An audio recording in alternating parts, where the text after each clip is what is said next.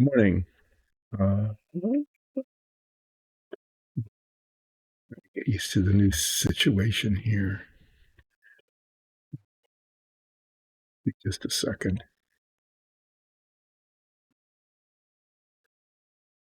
Okay, I think everything's working. I got a new monitor.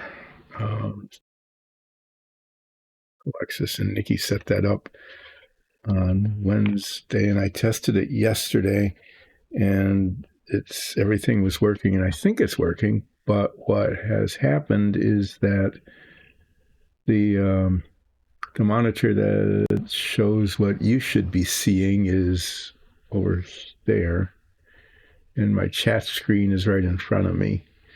This might actually be okay.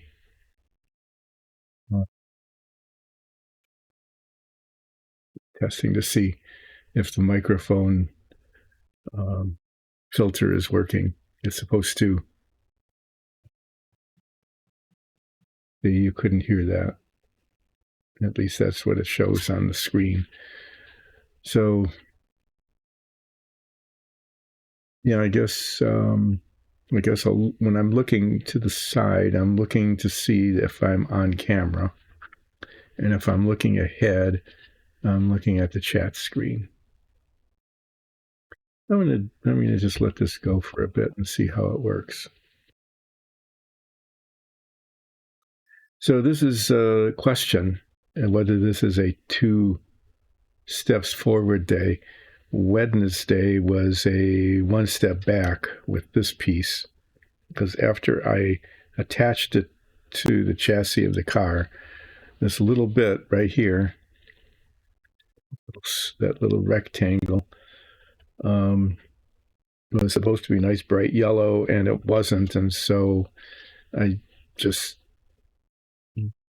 tore the piece off of the car. Fortunately, it didn't hurt anything, I don't think. We'll find out when I try to put it back.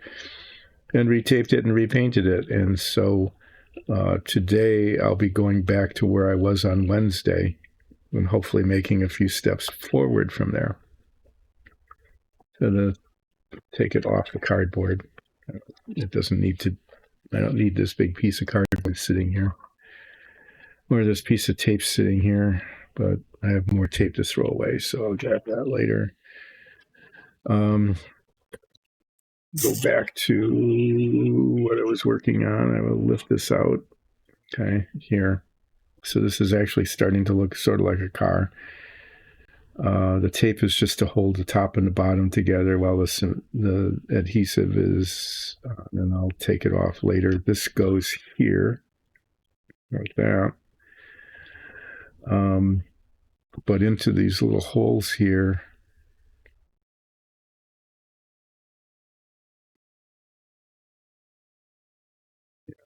little holes, these little bits, which I can't pull out. There's 8 of them, go into each of these little holes like this, okay? And they do that through a little slot in this piece, which you can sort of see as a brighter orange slot. That slot is over the headers. And then these need to go in after that is put on.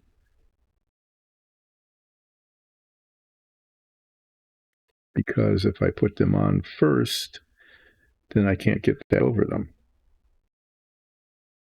And then the sort of ironic thing about this, I guess is sort of ironic, I'll say it's ironic, is that you won't be able to see these anyway because they're actually covered up by not a supercharging, but an air intake. So the detail I painted on the engine, the different colors for the header and for the transmission and all this time I spent on the engine, it's actually going to be a waste of time because it won't be able to be seen. You won't see any of it. So why did I do that? I do not know.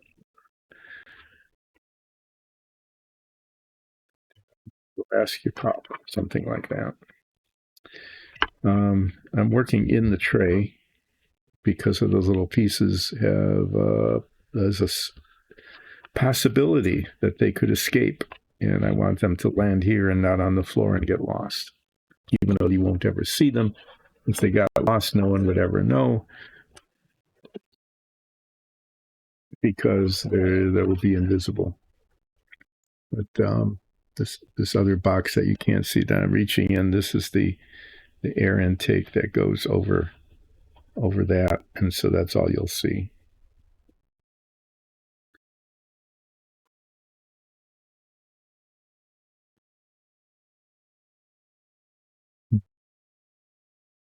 It's actually getting to the point now where I really don't need 2 boxes of stuff here. And these are the parts that are yet to be put on. They include the tires, the exhaust, the roll bar, the air intake covers,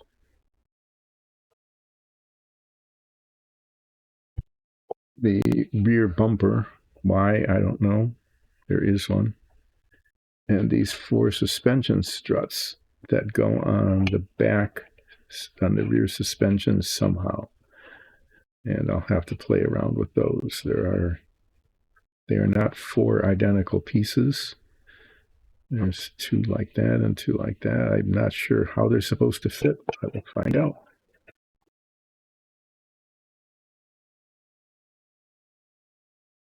This keeps getting lost. So these are pieces that are yet to be attached.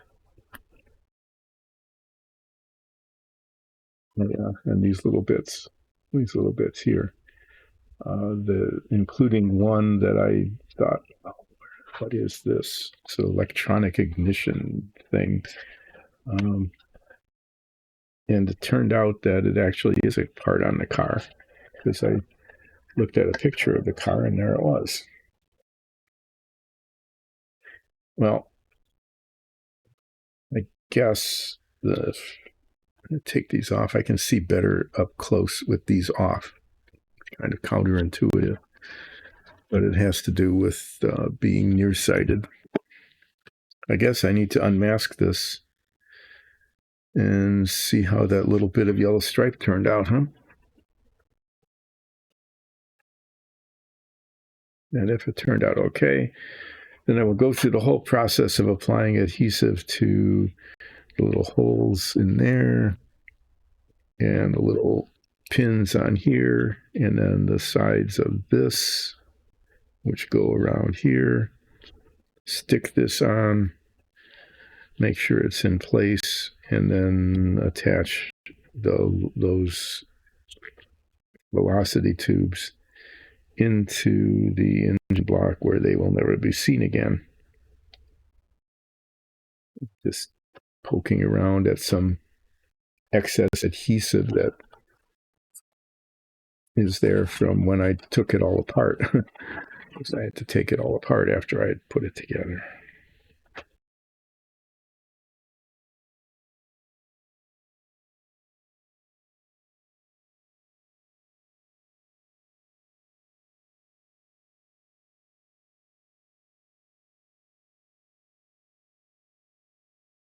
Actually, I should repaint this.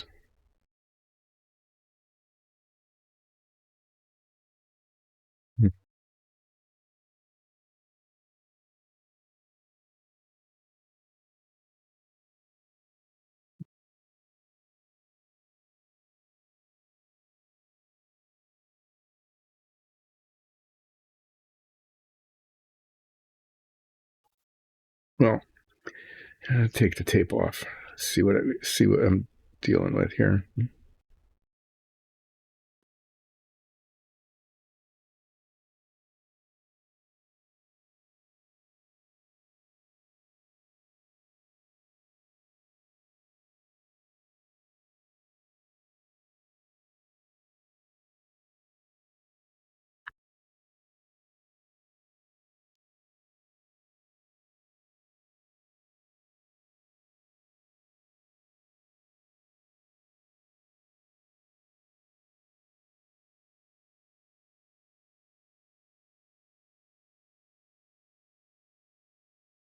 It's on camera. It's always a pleasant surprise to look up and see that whatever I'm doing, which is peeling paint off of a part, is on camera.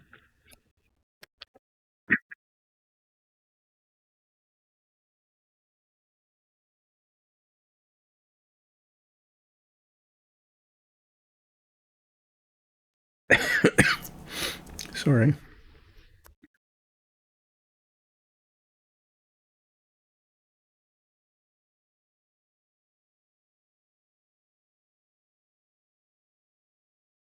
The inside is painted aluminum color because this is actually an aluminum part on the real car. And so I painted it aluminum in case it's seen, which it won't be.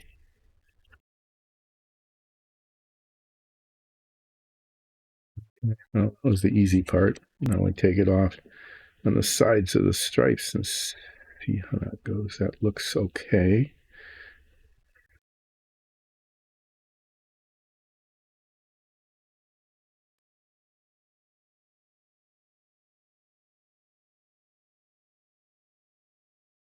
Okay, well, there was a step.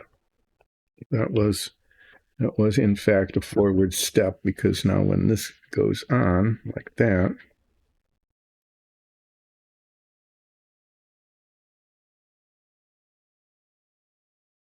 okay, it looks okay.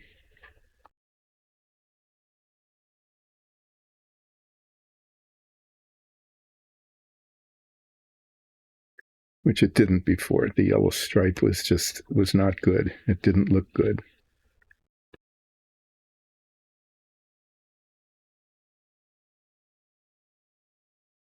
Looks adequate.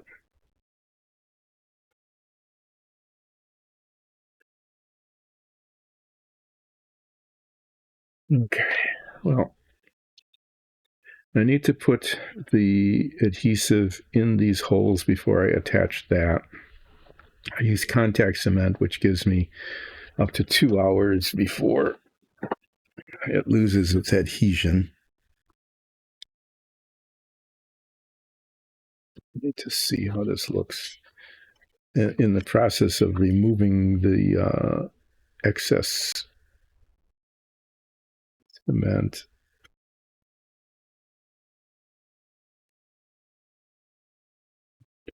scratch the paint, but no, it'll be okay.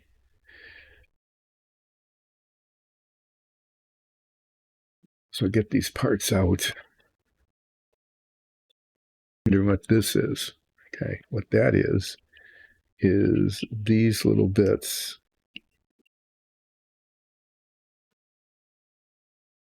Which are the air intakes, okay? And I get adhesive put on these little prongs, and this tape holds them.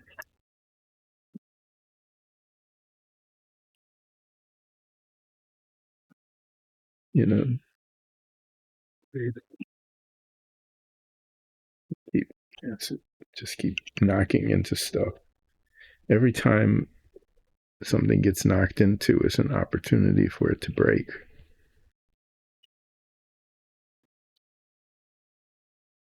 Yeah. See, I just dropped it there.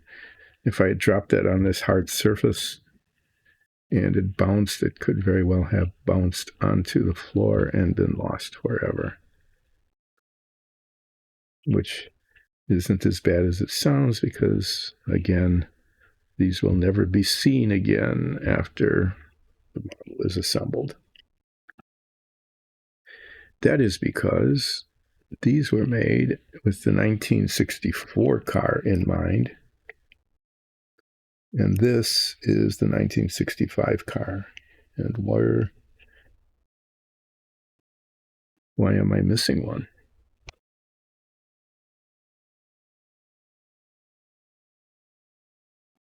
Obviously, one of them is missing.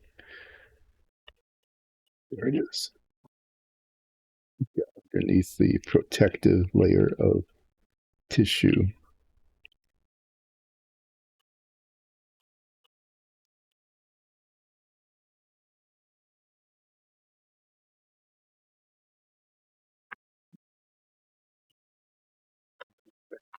so that I minimize my odds of losing them.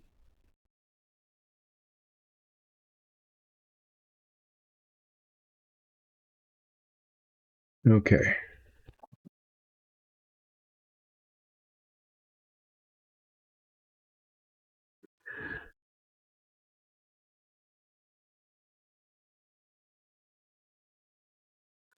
Nice Runa booster.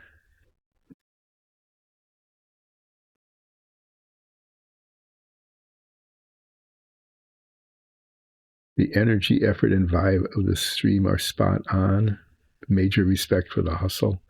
That's a really interesting ad, but this is not energetic and hustling. Okay. This is slow motion, not really getting anything done with an old guy.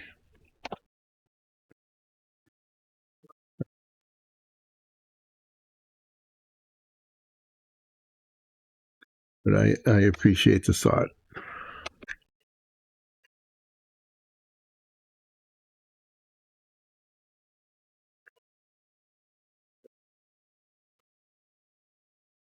Watching this stream, it's like going to a zoo to the sloth exhibit. Okay, and they're very cute. You know, they're very cute animals. I got to see some. Actually, got to take a trip to Costa Rica and saw them in the wild. I mean, where they were actually just living in trees, and it was pretty easy to get up close to them because they don't exactly scamper off as you approach them. People were just staring at them, and every once in a while, the sloth it would go, like move its head a little bit and open its eyes and then close them, or it would move its paw and touch its face, and everybody go, "Oh, that's so cute!" And it was very cute. So I'm not saying that this stream is cute. It's not like sloth like that. It's sloth like in the progress, the rate of progress that is made on the models that I build or the minifigs that I paint. Okay, so what I'm going to attempt to do here is get little bits of this contact cement on the end of this pointy toothpick and insert them and get it into the insides of these tiny little holes here.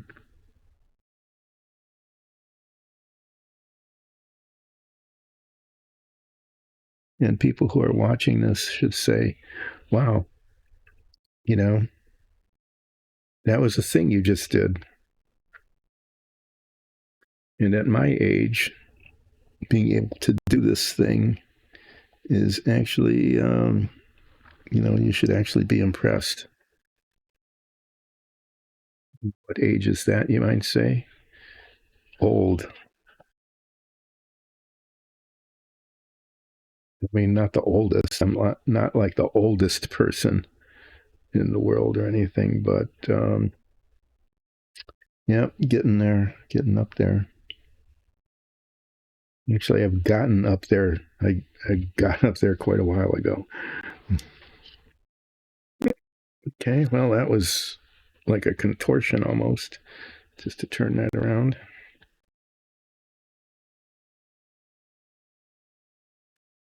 Stuff is getting little bits of spider webbiness, like that. Didn't used to do this when I first started using it.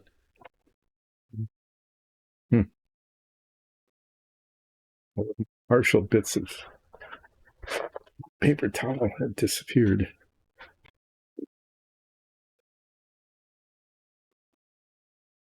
Cleaning off the end of the toothpick or where getting a buildup.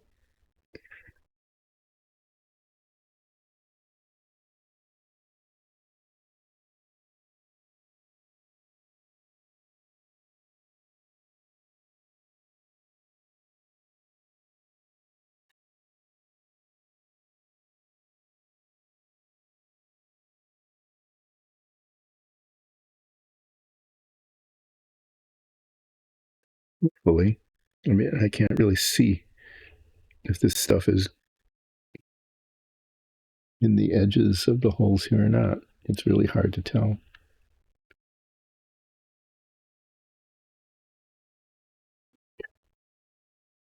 I need to also put it on the edges of where this will go.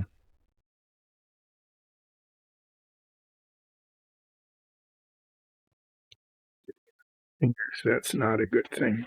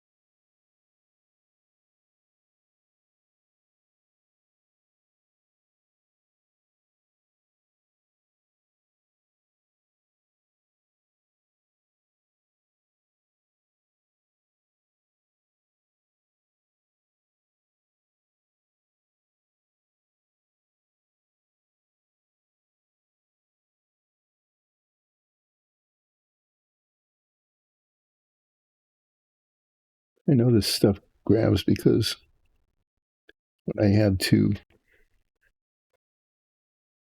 rather rapidly pull this apart on Wednesday, probably, you didn't see if you, I don't know if you were in chat or watching on Wednesday, but that event was a little bit traumatic, having to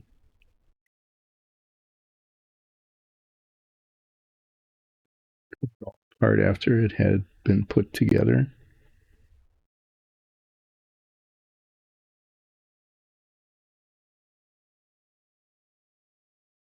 Be really careful with these little stringy things because this doesn't affect the acrylic paints, but the spray paint, which is the green stuff,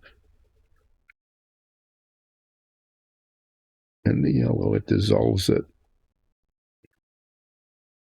I found that out the hard way by not expecting it to happen and then having it happen.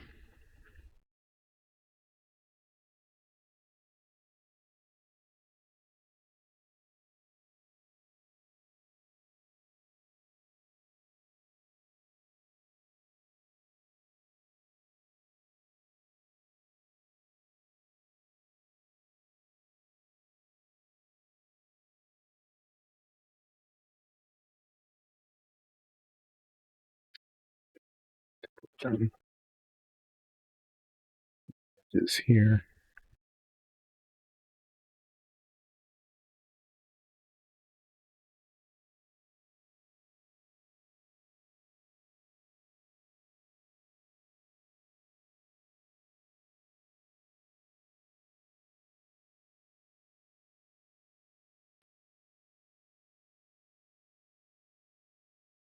This stuff isn't perfect to work with, but it's actually quite a lot easier than the model cement.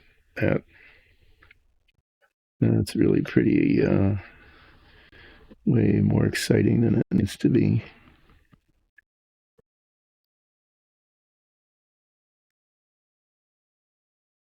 But the thing I like about this is that it gives me time between the application of the adhesive and the putting the parts on. Gives me a little bit of time between one and the other. So it doesn't have to be like done in a panic.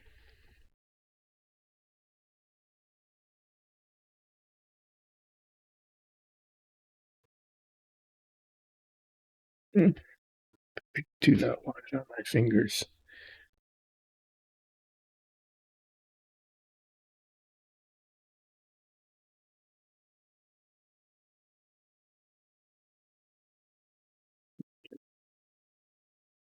There. And that needs to be side. I attach, well, I put some on the ends of each of these.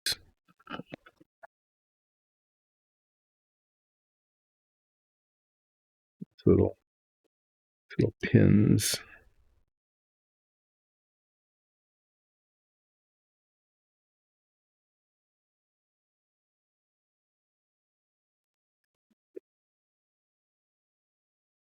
Do that with the tweezers. Okay, well, there. I just something with my sleeve and knocked it on the floor.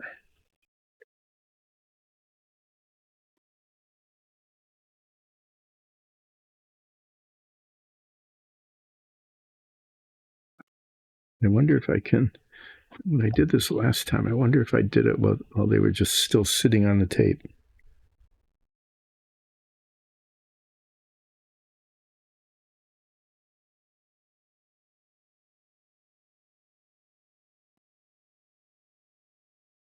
Try that.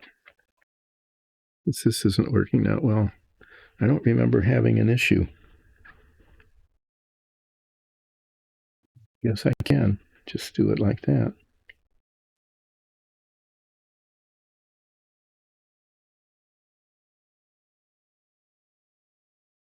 These don't go on very well. Okay, they don't line up very well. They're not the same size even. Seriously, these things were molded poorly, covered in a huge, thick layer of chrome plating. Just really not good. I did my best to get rid of the mold marks and the sprue attachment points and things. And I have to say, it's a really good thing that the 1965 car covered these up, because if there's no way I could make it look good, there's really not any way I could make these look good, as you'll find out when I put them on. Just can't be done. So even though I'm spending a fair amount of time installing these on the model where they will not ever be seen again, okay, it is a waste of time, but it's a good thing that they won't be seen again, because they just don't look good. I need to dip down because I dropped things and I need to pick them up.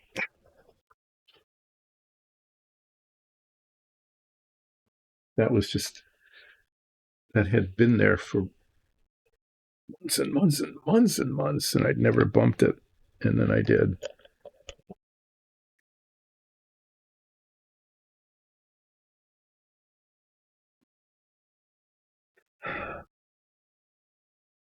Someday there'll be a stream consisting almost entirely of me cleaning the bottle cap of this contact cement. That's it. I'll spend like an hour just cleaning the inside and outside of the bottle cap because of the messiness that exists there. Okay, I'm going to put that away. I'm going to throw this in the trash because otherwise it's going to be an issue.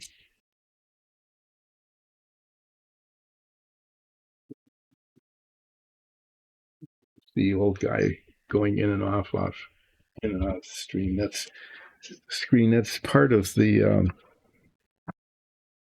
way this stream works is that, just an old guy and just wander. You have to wander off if you're an old guy.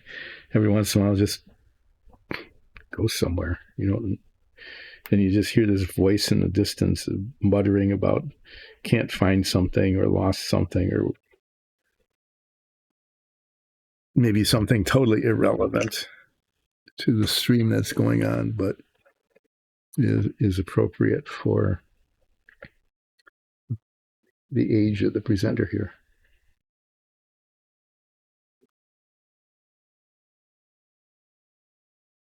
Okay. This part gets to be turned over and put on there. And I did this on Wednesday and it worked okay. Don't know if it'll go today. It doesn't fit very well. This is actually narrower than the thing it's being attached to.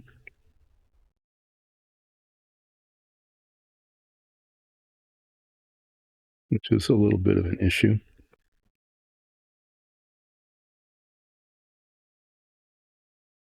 But it is what it is.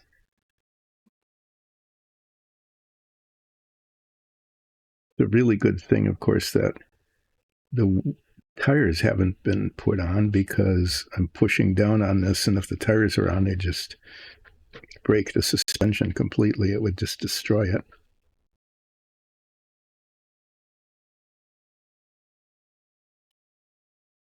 Okay, well, that's going to look... It'd be nice if these were a little spread out a little bit. This is way better than it was on Wednesday when I looked at it and said, I can't leave it like that.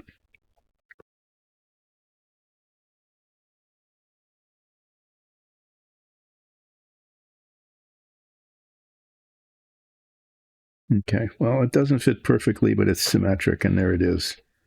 It is what it is. So the next step is to try to get these little bits of things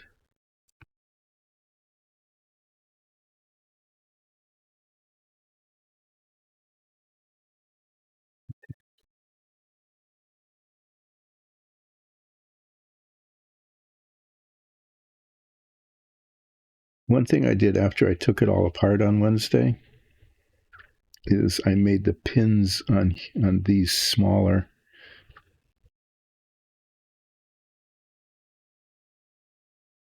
Which increases it just makes it a little easier to get them into the holes on the engine block. At least that's the idea. But this one isn't going in.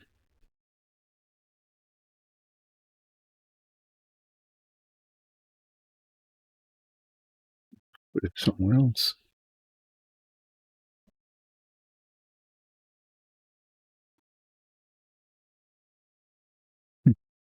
Yeah.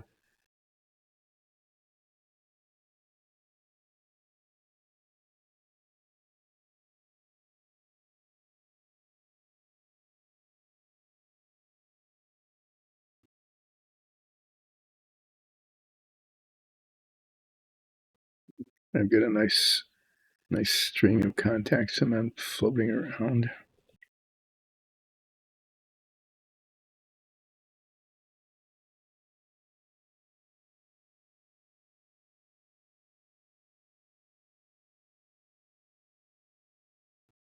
As you can see, they don't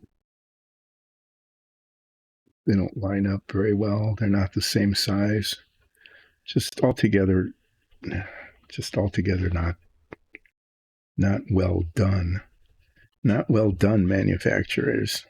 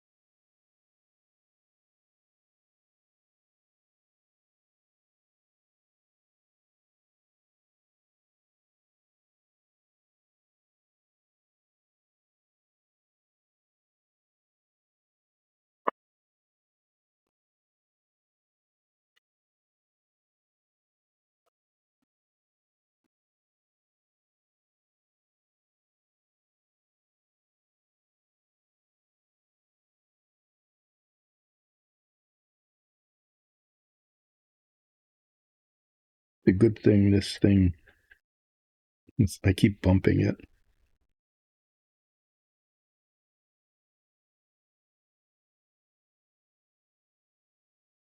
Okay, well, at a distance, probably the distance you're viewing it on screen, they don't look terrible.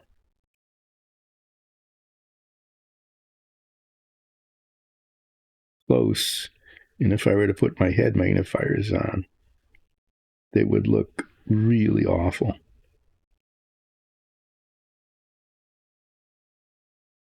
There, and we put them in on the other side.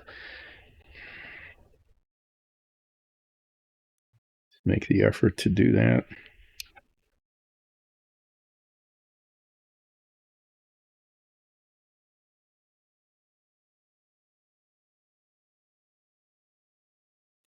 So I built. This is actually a vintage kit, but I built the original when it came out in the 1960s. This is a reissue that was made in the 1970s. So this kit I'm working on is older than most of you, but it was a reissue done of the original model, and I built one of the originals when it came out, because this was a big deal when this car won the Indianapolis 500. Not this car. I mean, this is way too small to have won the Indianapolis 500, but the car on which this model is based.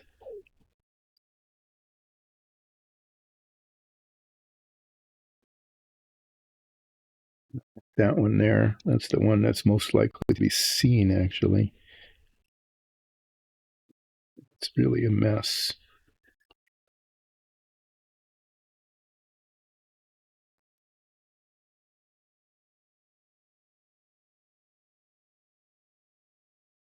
I built the original model when I was,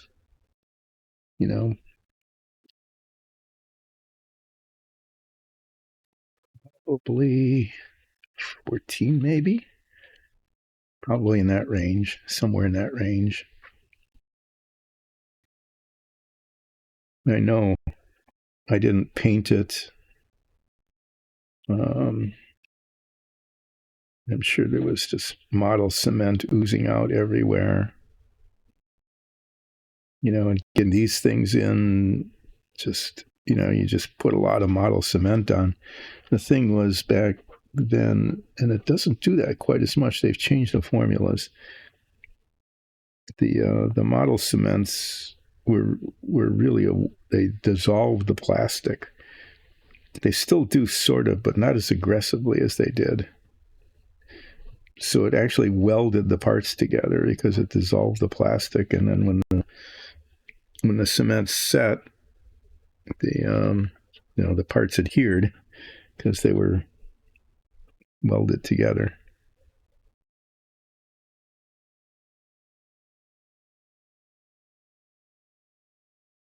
And so this, like if those pegs were too big for the holes, if you just put enough model cement on, it dissolved it enough, it melted it enough. You just say that it melted it enough that they went in, because it just melted it.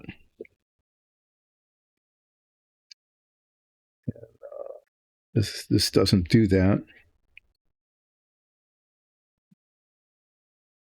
I'm glad I actually left the tape on there, because I'm manipulating it so much that it's protecting the paint from the oils from my fingers.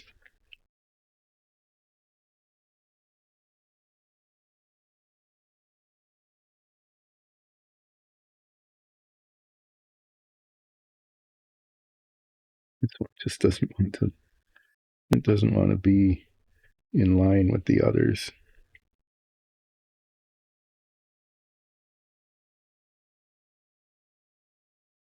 I rotate it a little bit.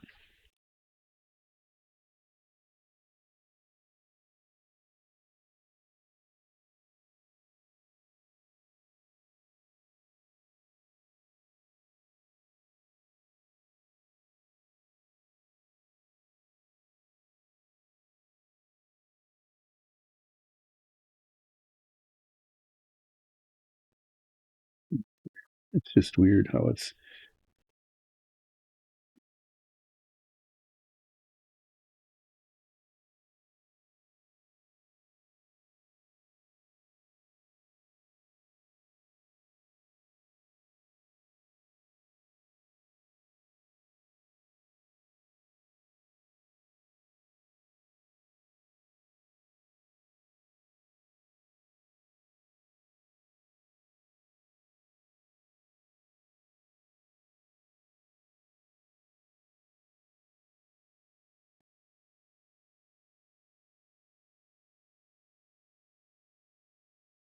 This one is acting like it's not even in the hole where it's supposed to be.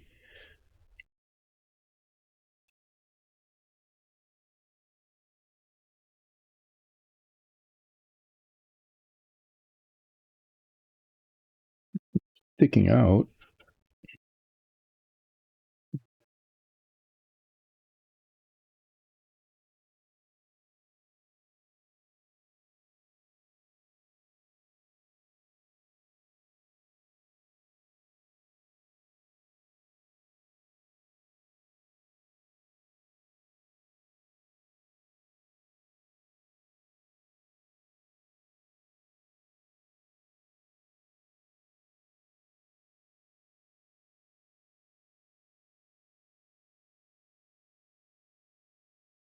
By poking at them enough, they're sort of lined up. Yeah, they do look really bad. But fortunately, well, I'm not going to pull it out now. There's a cover that goes over those, and that will make them look much better. Okay. Well, this actually starts to look like a car now. What needs to be done, there's a rear bumper that goes on. I'll probably do that next. Decals need to go on this eventually. We'll have to do that. Windshield, need to do that. The covers need to go on over these stupid little air intake things that are being such a pain in the butt.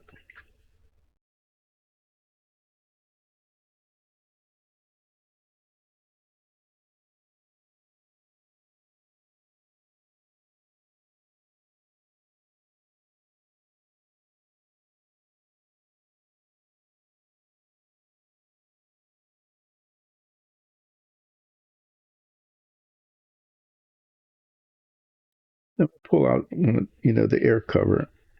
The I'm not going to show. I'm not going to put it on, but it goes out over like that. Okay, it goes. I could probably pull this down a little bit. They go over like that, but the front of it on the real car has an aluminum screen on the front of this. Okay, and I was tempted to paint the very, very edge of that the aluminum color just to sort of emulate it, but then it would look dumb. It would look like it's just painted on. What I really need is I need to cut a tiny little piece of screen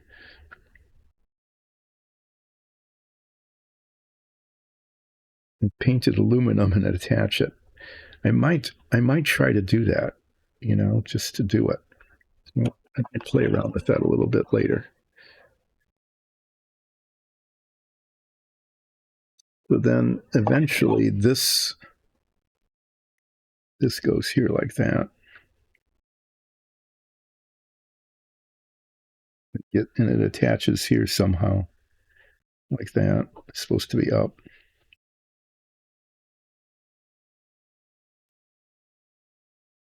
That's the exhaust.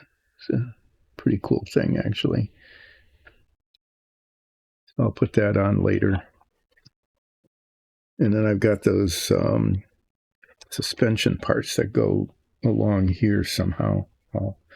I really don't know. I'll have to look at the instructions and see if I can make sense of it.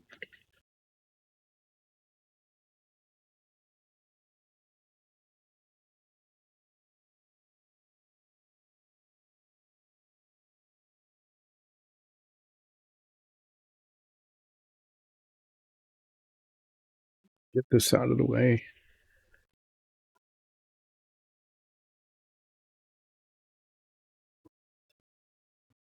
That's the roll bar. What am I thinking? It's this. This goes here like this. There's some attachment points in the side of the car here where it just goes like that. And then there's this thing that looks like a wrench.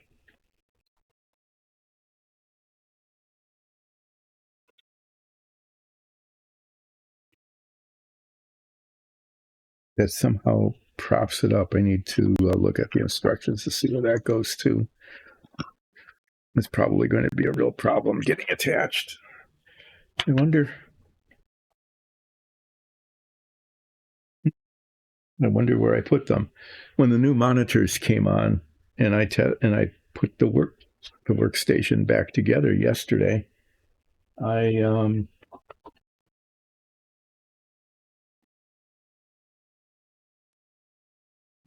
to lose the instructions, which I need now.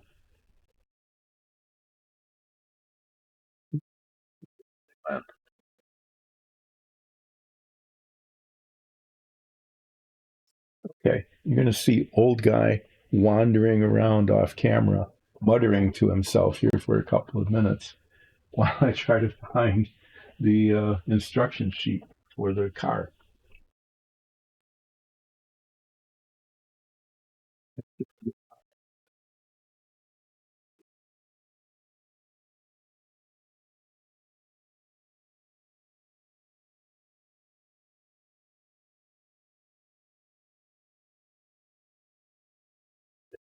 Maybe it's in this binder, which is not anything to do with gems, even though it says Gemological Institute of America.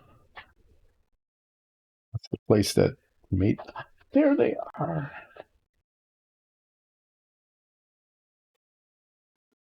Okay, well, good. There's some nice pictures here I can show you too. Okay, so the thing I'm muttering about, this is here. Okay, that actually supports the exhaust. Cool. Okay, this goes on the back end of the car, the rear bumper, and then this attaches to the top of that and supports that here. Like that. Cool. That's actually a cool thing. I need to get this on and have it not be all saggy.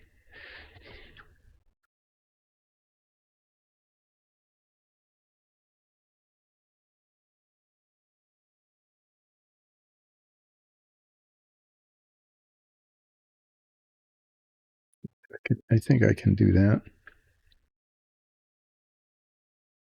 That should be a relatively easy thing to do. I'll find out. I'm going to actually turn the box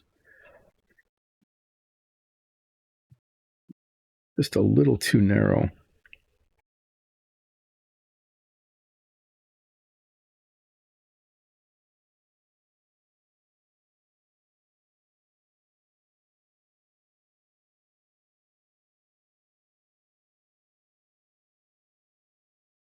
Okay, so this is contact cement goes here and here and there and there. And then the part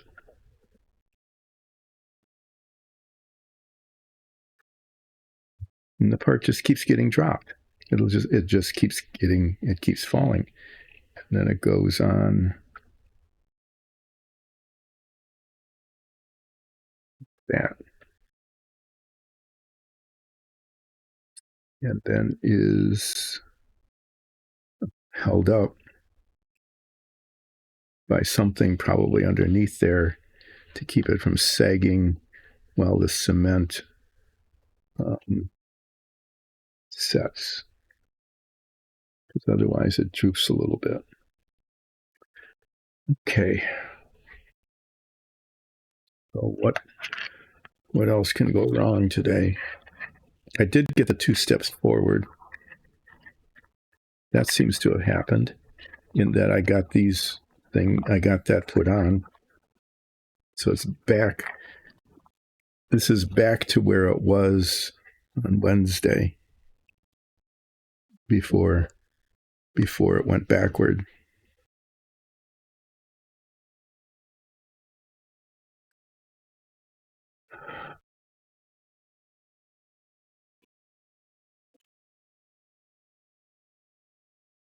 I don't need these bits out. Not until this sets. So I might get to those later in the stream. I'm clearly not going to finish this today. So to let everybody, hi Aman.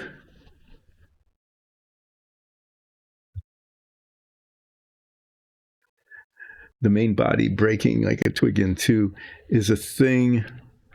It's funny that you should mention that actually happened to our first car.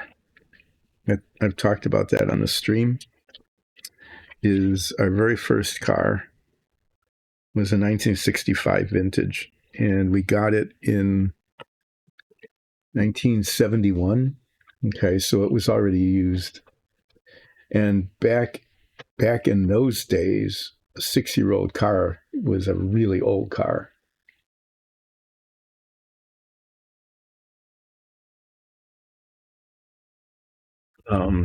Cars were, plagued by mechanical problems and rust and things like that. This was a.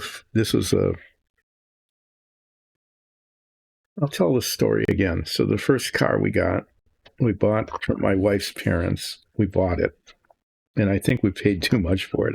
Honestly, it had, when they owned it, it started on fire. This should have warned us a little bit about it, but there was an engine fire in that the carburetor, where the fuel and the air mix. Anyway, it did. It started on fire, and it didn't do it any good. That's for sure. I mean, it wasn't a healthy thing for the car.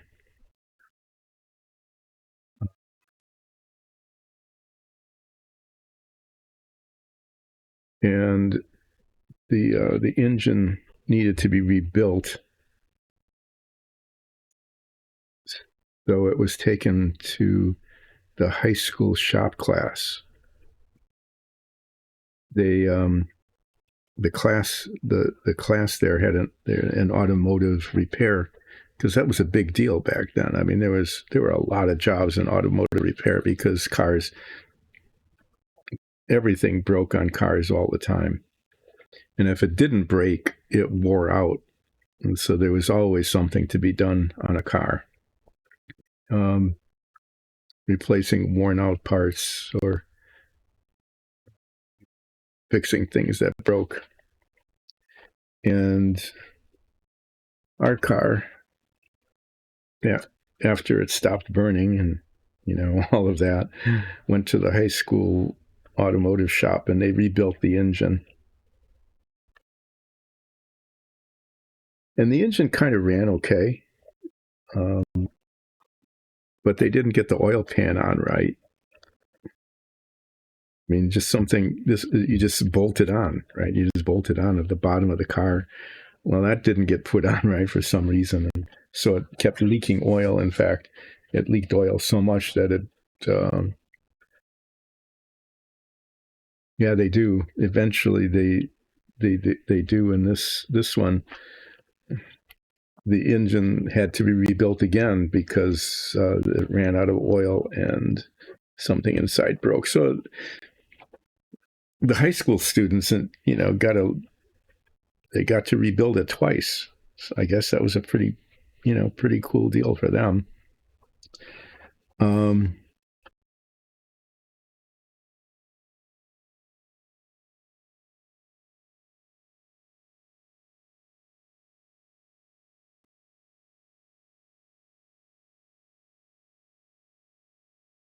It's like a hair here. There.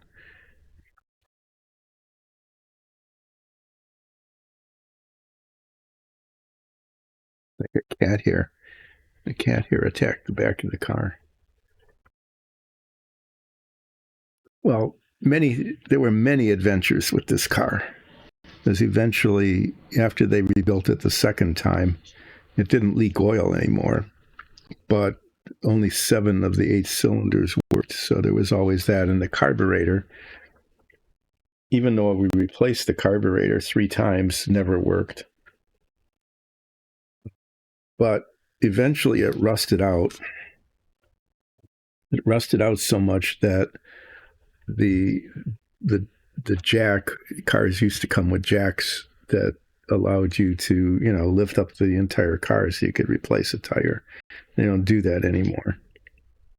You don't even get spare tires anymore. But the jack fell out of the trunk through the hole. Now our car didn't rust. The floor pans back then, it was not unusual. Especially people who didn't have much money, like students and so on, to have a car that got so rusty you could see the road through the hole in the floor. I mean, that really was a thing. My brother had a car like that. He kept it going, and you could see the road through the hole. And he kept putting little pieces of sheet metal on and like that to try to cover it up, but those would rust out too. Well, our car eventually got so rusty and the engine got so finicky and not working, it just stopped running, really. That we sold it for scrap, and we got, I think at the time, good old Herbie, I think at the time we got $50 for it, which was quite a lot of money back then. In the early 1970s, mid 1970s.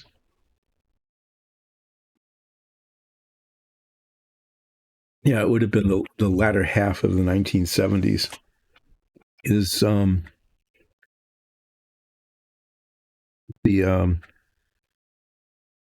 got like $50 and he put it up on the tow truck and hauled it away and told us that it would be running in the Derby. And you go, what do you mean Derby? Well, it was a demolition derby. And I don't know if you've ever seen one of those, but it might be a uniquely U.S. phenomenon. And so take old cars, move the gas tank from the back of the car, like into the middle of the car, strip out the seats, put a roll bar in it. Yeah, it's really pretty. You should see it sometime. So they take these old cars and put, sort of safety features in, and then they smash them into each other. So, I mean, that's the intent, is to smash them into each other. So they'll maybe put 10 cars out in the middle of an arena, a dirt field, with seats all around it. Sometimes a small racetrack or something, and they just smash them into each other until there's just one running and the last one moving, and they have to be moving. Oh, well, I guess maybe it would stress you out, but it might be a stress releaser. And the last one moving, and usually it's not moving very well because the tires are flat and everything's bashed in because these cars are just all smashing into each other. They don't get going really fast, okay, because it's a very small arena usually. But they'll get going like 30 miles an hour or so. One of the tricks is when they smash into each other, they want to back into the other car because the engines were in the front, right? And you don't want to smash head on because then you'll hurt the engine. You want to back into somebody. Oh, well, you wouldn't like it then because there's a lot of noise. These things, they make big banging noises. But our car was going to run in the Derby, the demolition derby, not a race. It was going to be just crushed. And we thought, we really want to see our car get smashed. We just do. And because it was becoming a burden. Just nothing good about it. But then we got a call about 10 minutes after the guy left, and he said, your car is not going to be running in the Derby. And we went, oh, why not? He said, well, as I was towing it, it broke in half. So he had it up on his tow truck. I can show that, like that. Kind of, the front of the car is up here and it's kind of angled and it's supported on the rear. Apparently it did that. So he couldn't run it in the Derby because the front and back of the car weren't attached to each other anymore. And our first thought was, oh God, you want us to take it back? It's like he paid us $50 to have a car. But no, he was buying it for parts. And he assured us that he thought it was really quite amusing. And that we didn't need to worry, that he had already sold the engine to somebody, and we didn't need to take the car back, which was a great relief. We got to keep the $50, but we never saw our car run a demolition derby. Okay, that actually went on pretty well, and it's pretty much not sagging.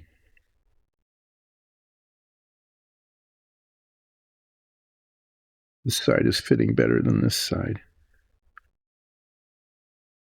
This side went on really well. This side is being a little bit,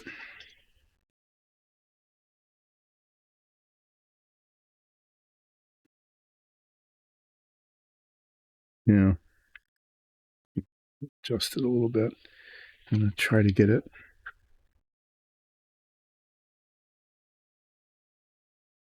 Looks like it's okay. I don't need to support it.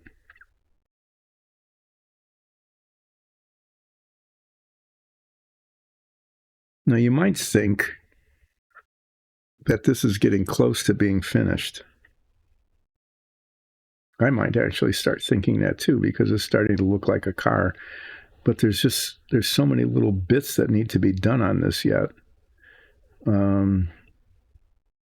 I'm probably like maybe even 2 weeks of streaming away from finishing it. The car. Oh. They finished first and third. That's pretty funny.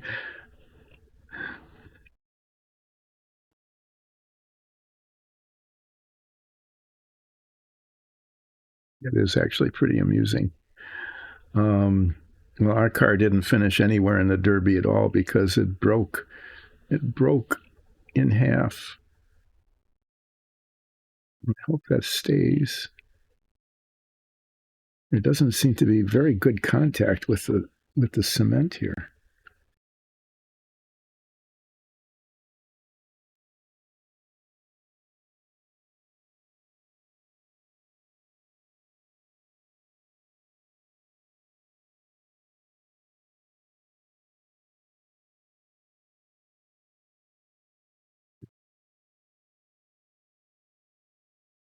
In fact, there's hardly any contact with the cement. I don't know what's happening.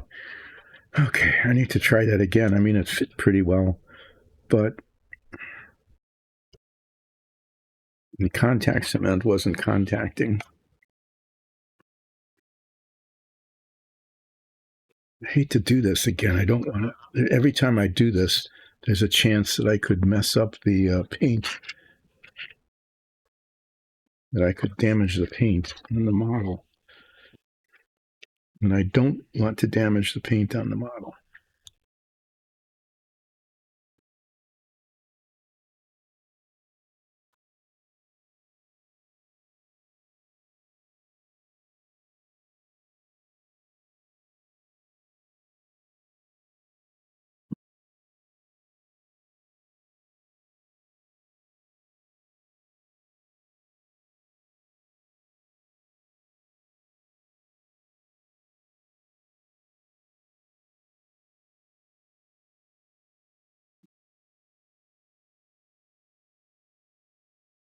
Sometimes, it just turns out that the things that should be like the easiest, the simplest, like attaching this, right, turn out to be just the biggest pain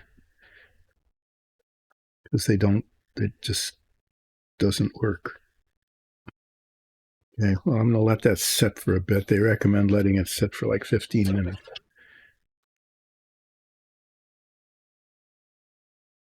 That's right. It was a Volkswagen Beetle, right? An old Volkswagen when they were still Beetles.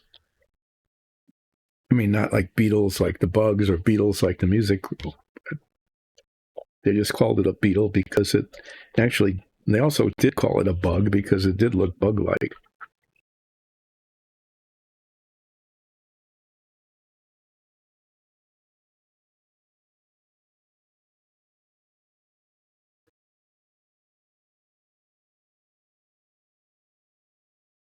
Okay, I'm not going to mess with that right now. And just to remind well, old timer, thank you. Actually, they were really popular when I was a teen. They, you can still see a few. Some that became collectible. They were really uncomfortable cars, to be honest. A friend of ours, when we were in graduate school back, so this is in the 1970s. A friend of ours had one, and they were really popular cars, especially with younger people because they were inexpensive to buy. Yeah, they were really quite inexpensive to buy, and they were very easy to maintain. They had what's called an air-cooled engine. It didn't have a radiator. With liquid in it, so it didn't have a water pump, didn't have a fan belt.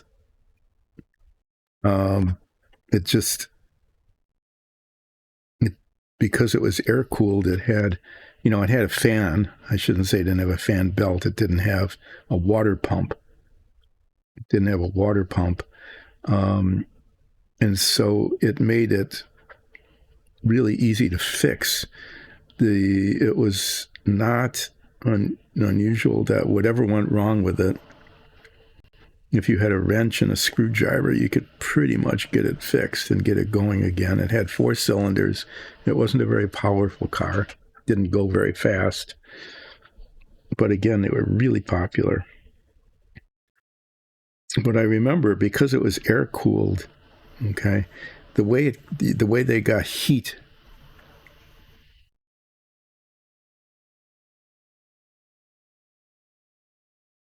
Yeah, some of the older cars are really hard to maintain, but the Beetles were really easy to maintain. The engines were simple.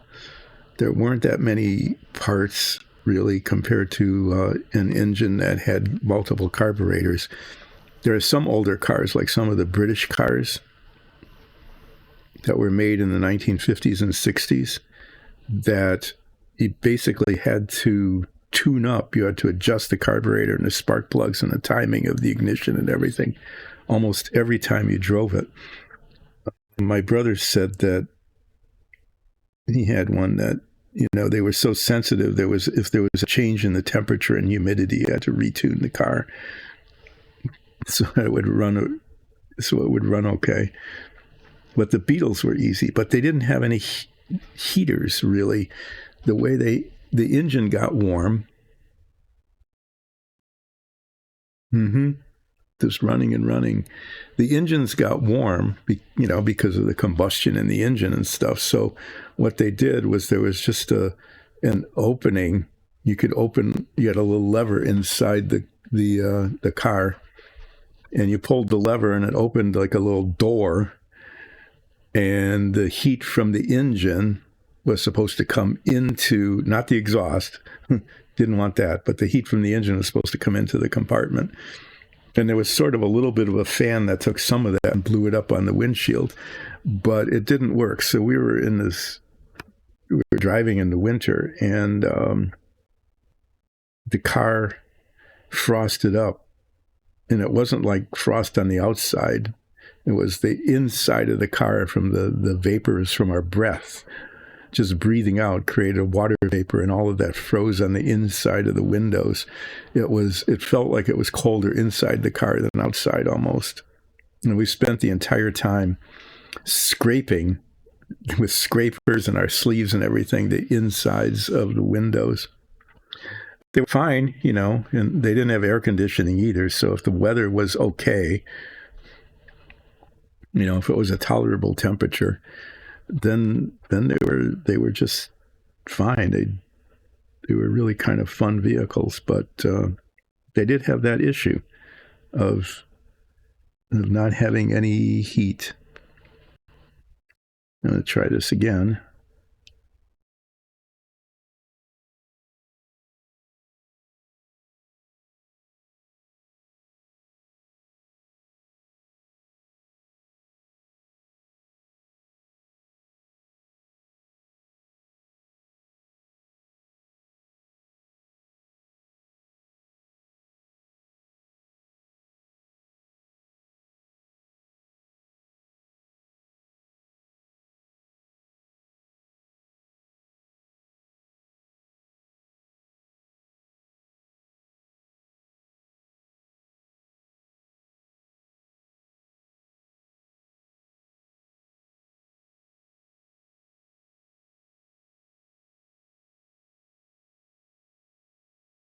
Seems to be adhering a little better this time. Got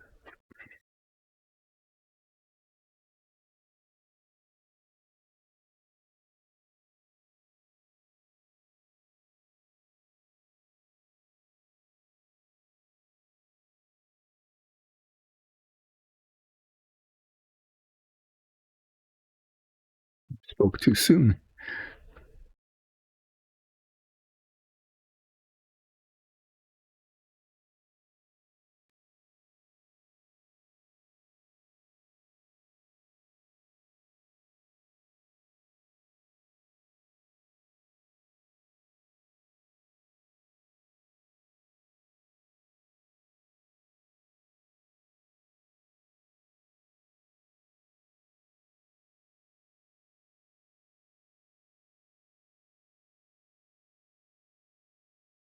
Okay, I'm just going to have to let that sit.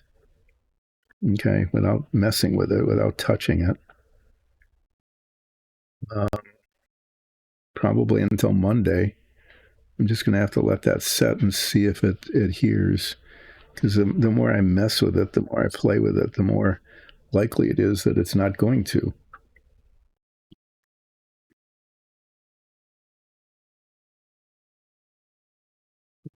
Pressure on it.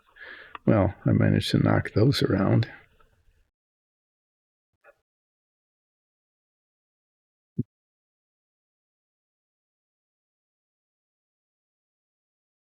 Okay, so what I'm going to do now is that really simple thing that turned out to not be simple, putting the rear bumper on, which I needed to do twice, and as far as I can tell, maybe even a third time.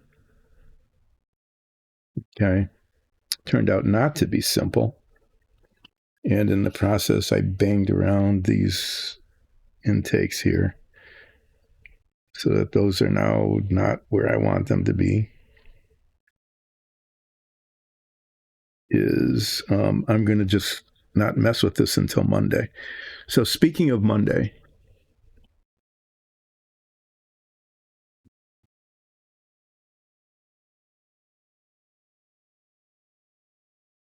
oh, that's really, that's very handy. Is that he could, the tavern keeper must have really appreciated it, because he could just stay there forever drinking away, because he could just become immediately sober by tipping his hat.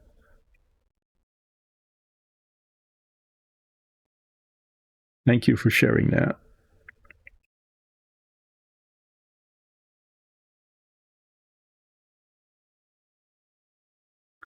Okay, well, that's...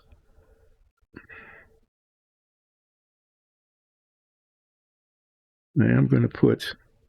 It's drooping a little bit. I thought it might. Is I'm going to try to find something that I can put underneath here to hold it up. And then I'm going to let this set and not move.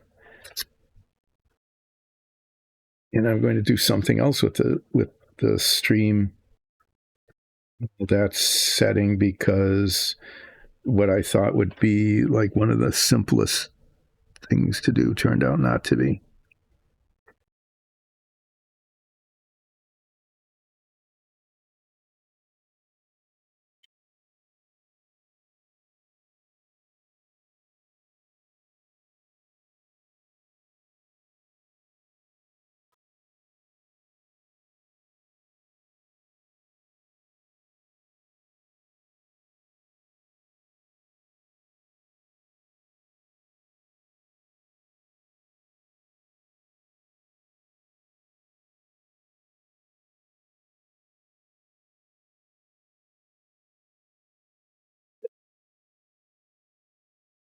It's making sure it's lined up. Yeah, and it's lined up. So this needs to be not touched. Okay, that's on. These are sort of lined up. They don't look terrible, especially since they're not ever going to be seen once the covers are put on.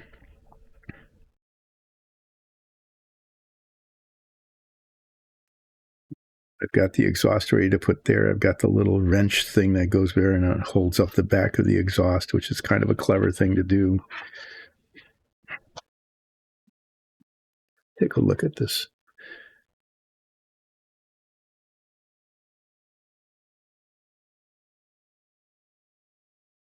The Munchausen syndrome. Of course, there it is.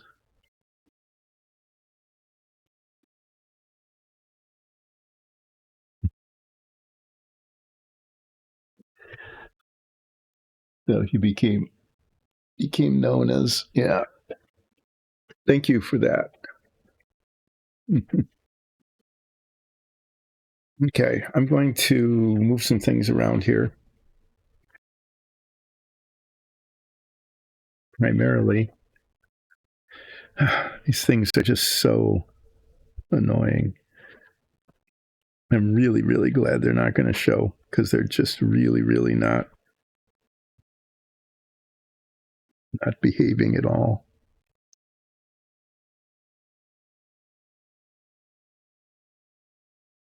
Yeah, they're supposed to be kind of cute and decorative, but just a bad idea.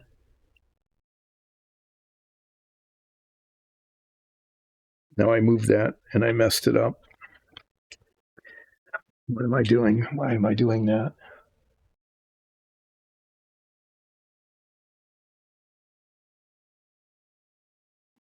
Okay, I'm going to take this, move it out of the way, put a piece of paper towel over the top of it so it doesn't get dusty or hopefully beat up or anything. And then on Monday, I'm hoping that rear bumper, that the contact cement is set enough so that it isn't going anywhere. And then I've got these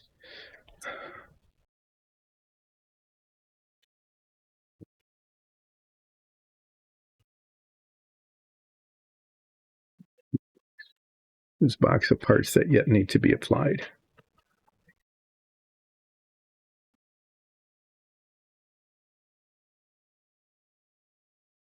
The problem now is that I very, very carefully set my brushes up over there where this needs to go. Lovely.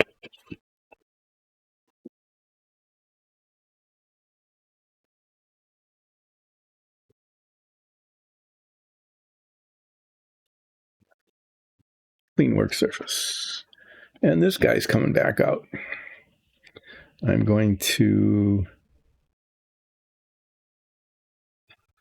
do some stuff on Ulseth Ralph, my furbolg fighter.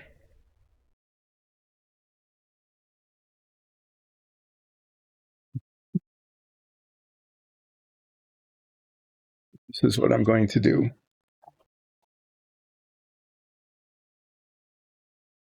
Yeah, some of them are really.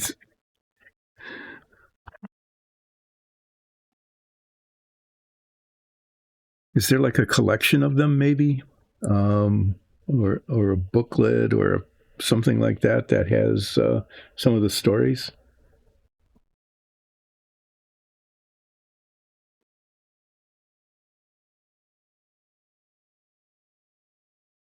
I bet I could find it. I'm going to have to look for it. It sounds really entertaining.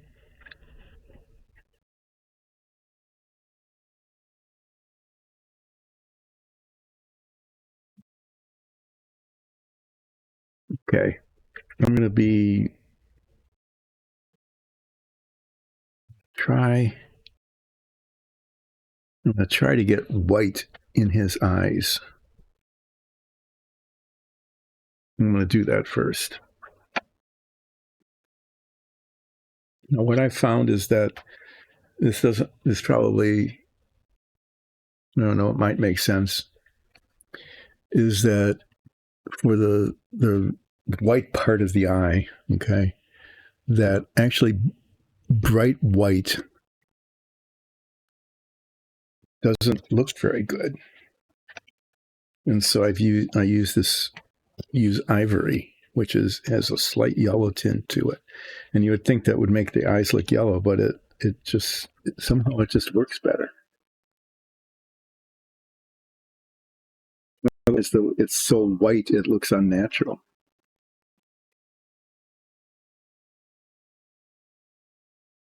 Baron Munchausen's, yeah.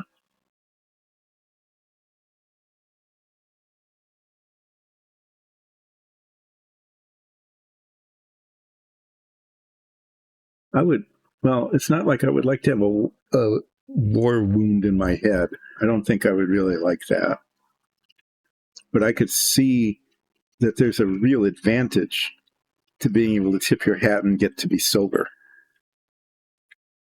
I could see, not just in drinking contests, definitely that, but, just sort of in general.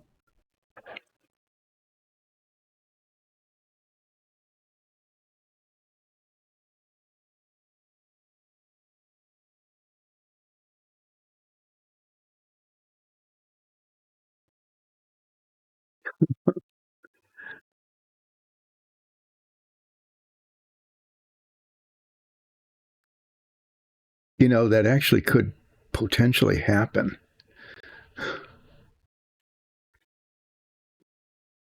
That there could be like an extra. Wow.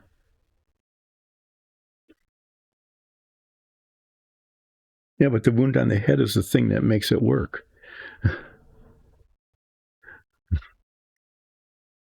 It's pretty hilarious. Okay, what's going to happen here is I'm going to take a tiny brush and try to put little spots of white, because the eyes are pretty well defined. There we go. I put the pupils in before, but now I'm going to try to get the whites of their eyes showing. So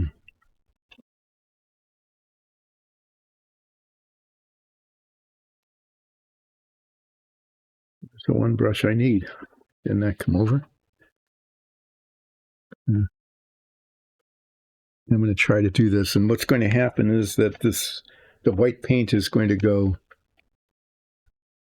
places where I don't want it. And then I'll have to come back with the color that I'm using for his skin.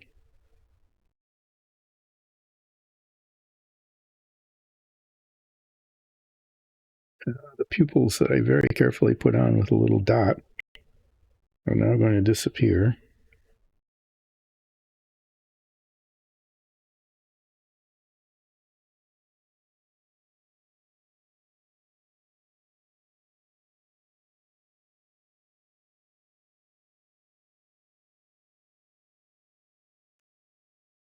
I'm right-handed. I can't do things in the other direction.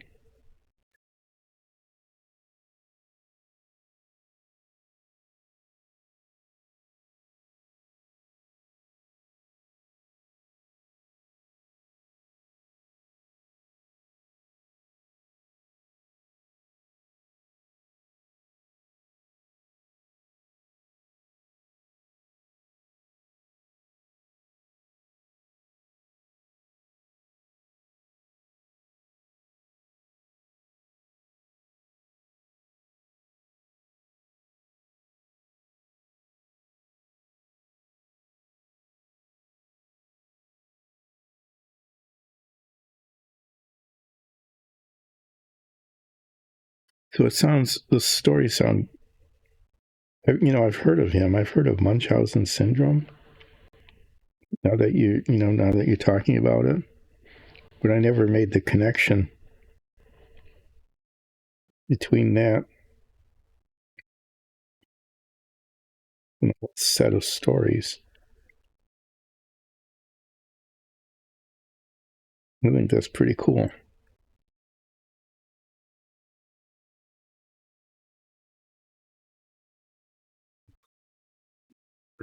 Okay, that's actually pretty hilarious.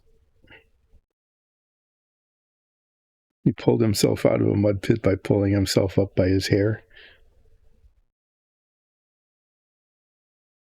Of course he did.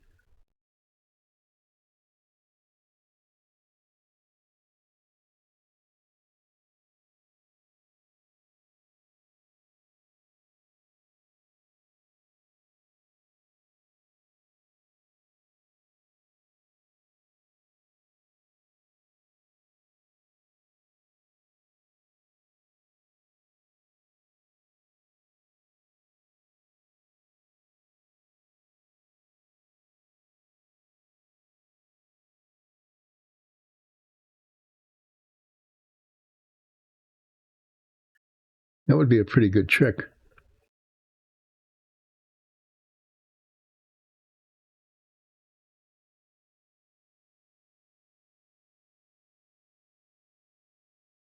Oh,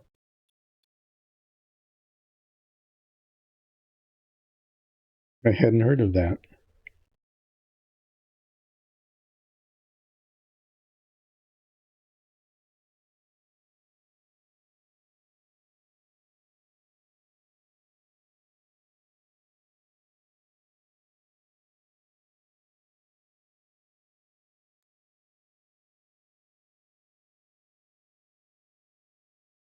That's not too bad. I did a not too bad job of getting whites. You, the whites of his eyes. You can see the whites of his eyes.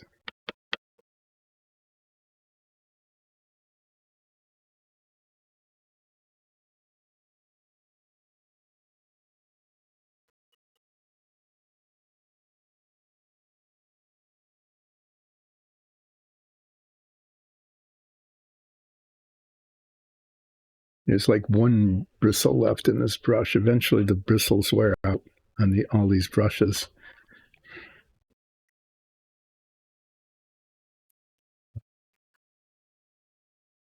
Yeah, so I got some stuff done on the car, and I didn't.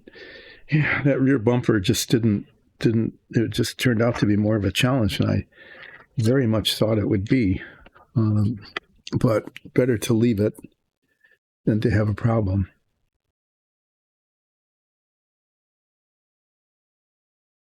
Okay, it's a little. Yeah, that makes sense. Actually, there's this thing called cognitive therapy that was created here in the U.S. I learned a little bit about it when I was working, and it has sort of it's sort of the same approach. Is that you examine the way you're thinking about things and reframe your thinking in a way that allows you to basically get yourself out of a bad thought loop. Exactly that by changing by modifying your thinking.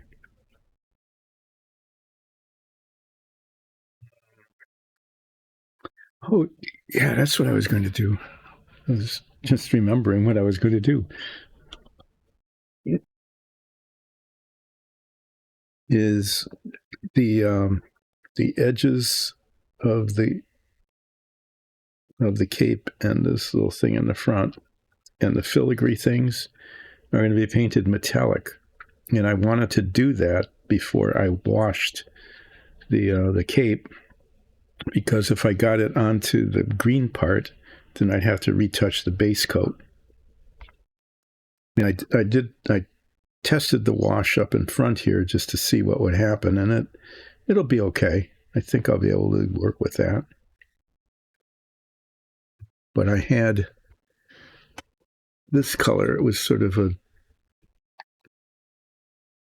slightly dark metallic.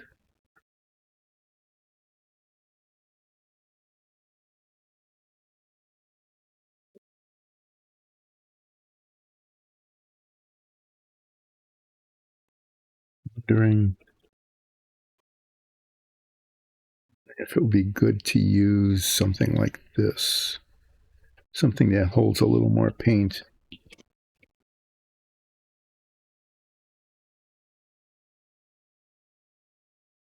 Should be a cover for the bristles on this. I know I had a bunch of extras.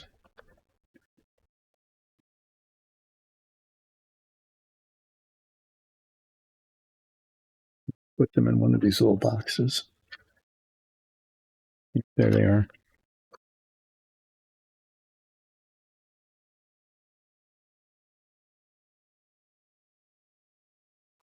These little tubes, these little plastic tubes that go over the bristles. Yeah, that's a good one to protect them from being mushed up, supposedly at least, mushed up when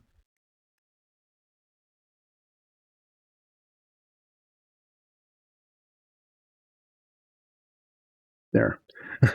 Well, that's my train of thought.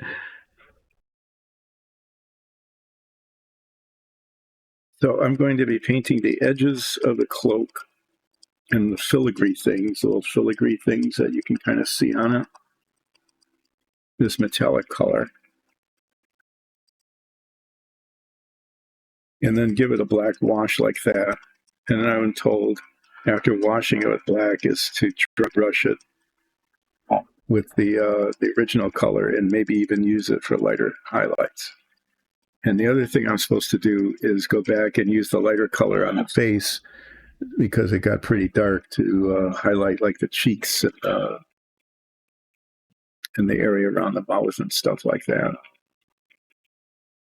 And somebody who knows what they're doing in terms of shading, that would just be an obvious and straightforward thing to do.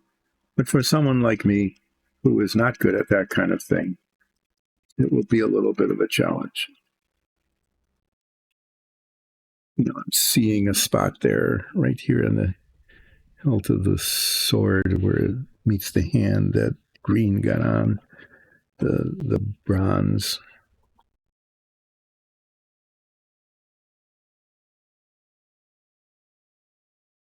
I'm going to start actually with the most difficult part, which are the filigrees on the inside here. And I'm going to put my head magnifiers on. Oh, that's right. You didn't get to meet the character last week because the player fell asleep. I remember that. Hi, Gift to Gabby. I'm doing well. Thanks for joining in. And you get to deliver your letter and your gift, right?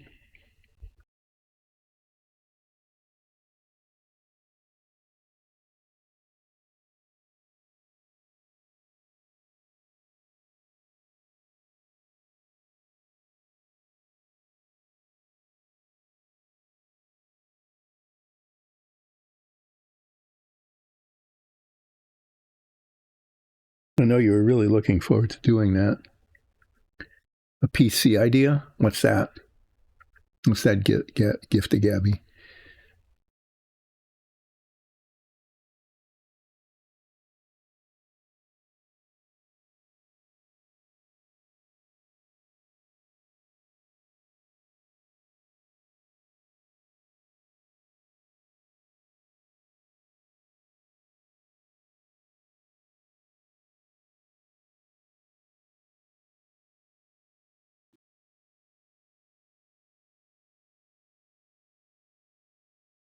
Use source.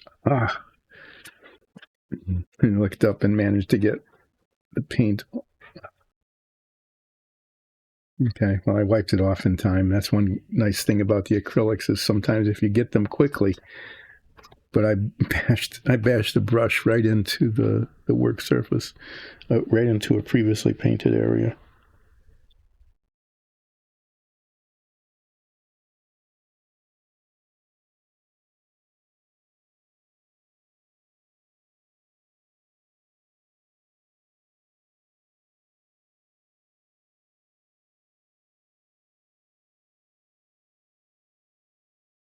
Steel dragons are very rare. And you hardly ever even hear about them. I think that's pretty cool. Steel Dragon Daddy. Mm-hmm.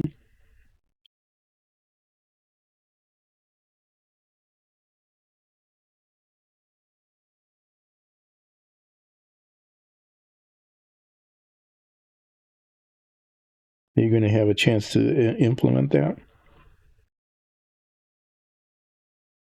Use that in a game?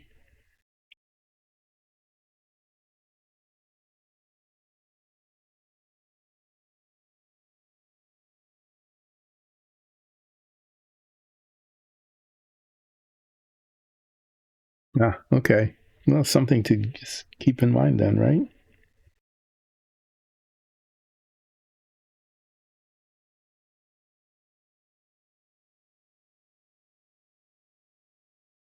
So this is Harune's very first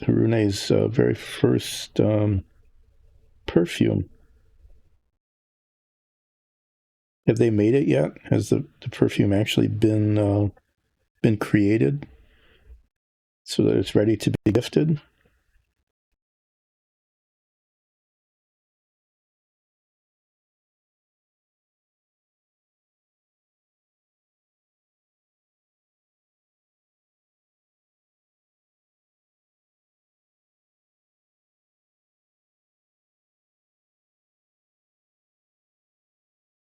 It's on camera. That's pretty good.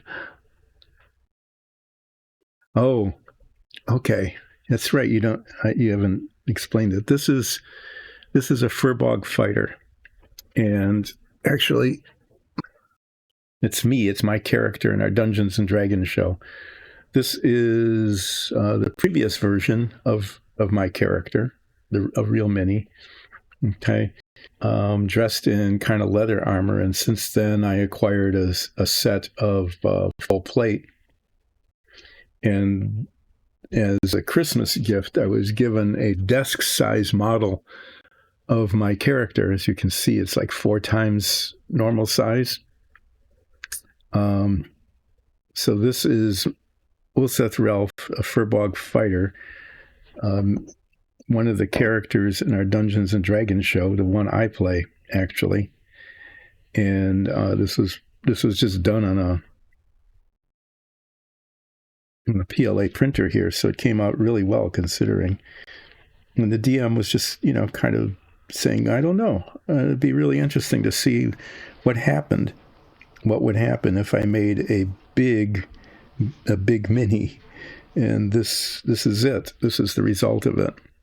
So this is, like I said, it's the Furbog fighter, and it is my character in our Dungeons and Dragons show. The real mini, appears on the show when we have combat scenes. So that's how this happened. Yep, two-handed fighting. Ganassi, cool. Furbog, Firbolg.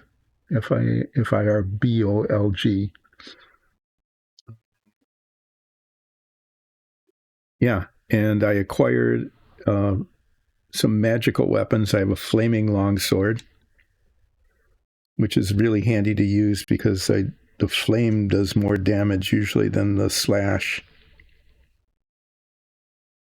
Just seems to be the way it is. If I manage to hit, my dice rolls are legendary.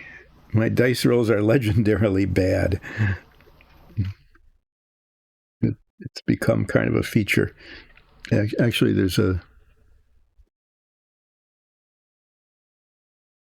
oh, and the other weapon is a dagger. Actually, it's a short sword, but it looks like a dagger in the model with a cold enchantment on it. So I have fire and ice on my weapons. And what's even better is when I assume, now that I'm certain level, I think up to 11, at some point I was able to get um,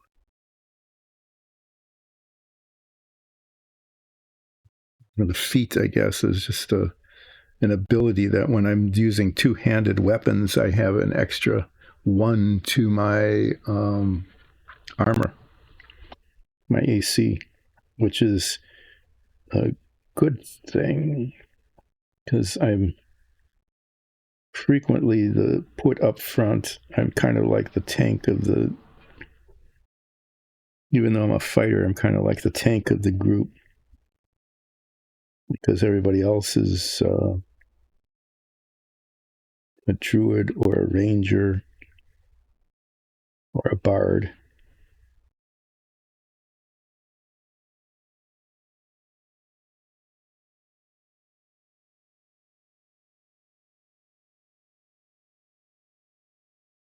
What's been nice is when I hit level 10,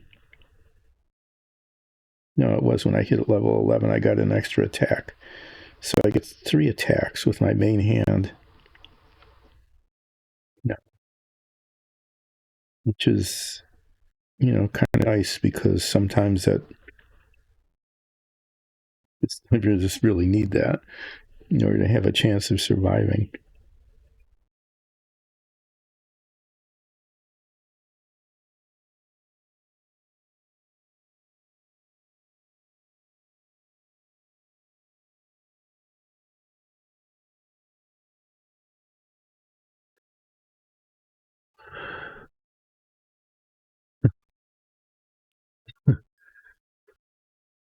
Oh, uh-huh. I have to say that if you're anything like the DM, like our DM, Alexis,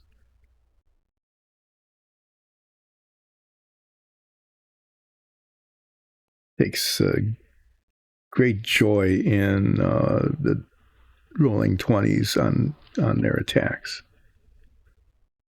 As players, we're not quite as amused. I have been mostly dead making saving throws 3 times now in our campaign. The last time, um,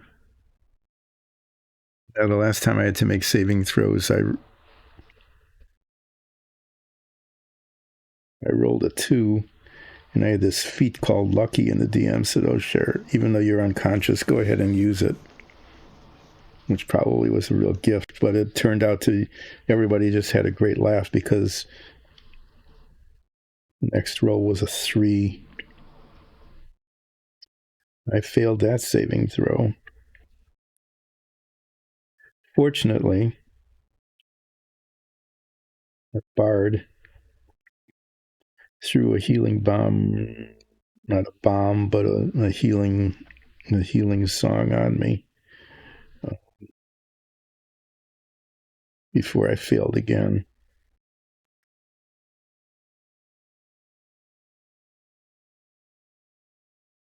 Yeah, and DMs love nothing more than rolling crits.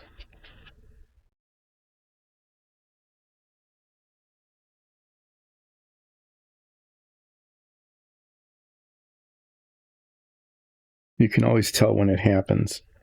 Even if, like on our show, we can't see the DM's dice roll, but there's always this kind of a grin and a snort that accompanies a crit.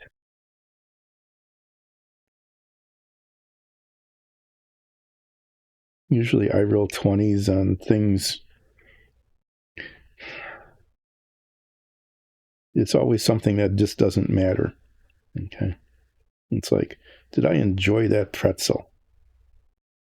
20. Oh, yeah, you love that pretzel. Yay. My attack rolls, I was on a roll, so to speak, of bad rolls.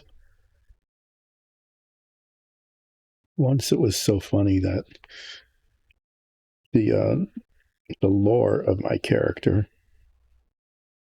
is that I was orphaned and then I was trained by an elf that belonged to this quasi-military cult called the Shiranoon.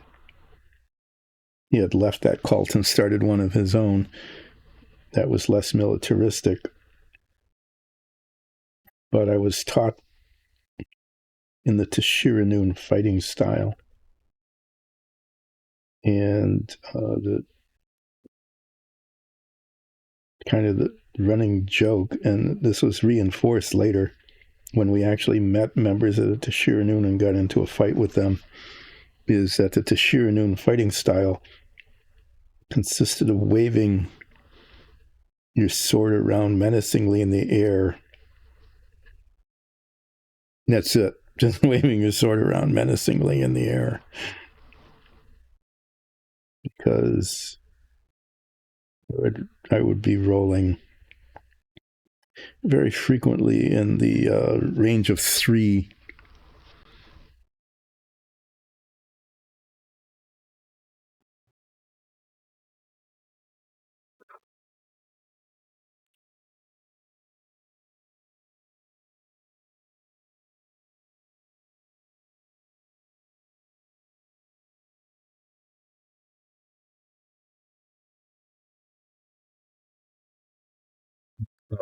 Yeah, one shot kill. That's always.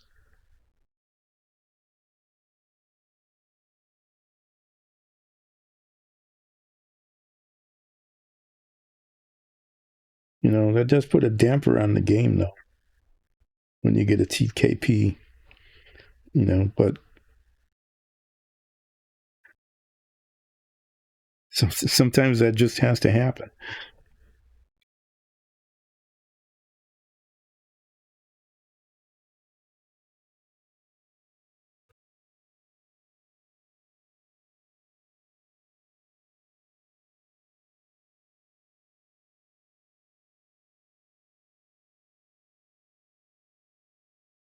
It depends on whether your players have any sense of humor at all.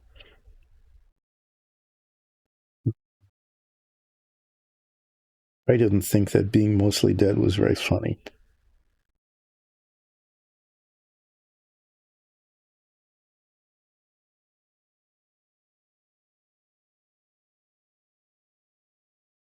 Just trying to get the edge, the boundary line here.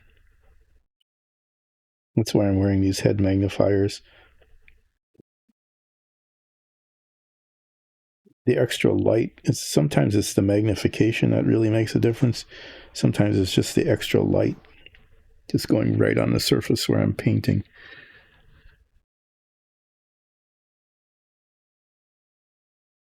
Yeah, sometimes you have to do that, Aman. It's just, especially if you're beginners. You've created your first character. You kind of like them. You get to know your character a little bit, get attached to it. And then you get into a game. You run into 3 gnolls. They're fighting with sticks. You roll 1s and 2s. The DM rolls crits, 20s. And, in the first 15 minutes of the first game, your character's killed.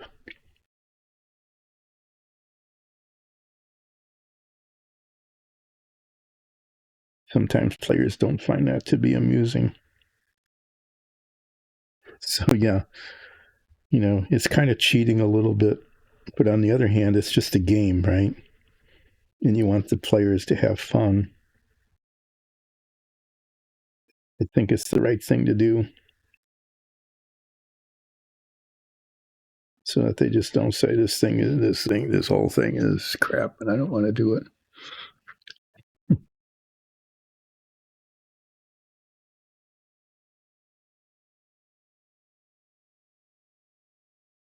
Mm-hmm. At the very beginning, you just make it easy. Okay, you don't want to give the players this sense that they're invincible or anything. I mean, you could almost get that feeling if it's just too easy. But on the other hand, like you said, you need to get used to the dynamics of the game. And you can't do that if you're dead.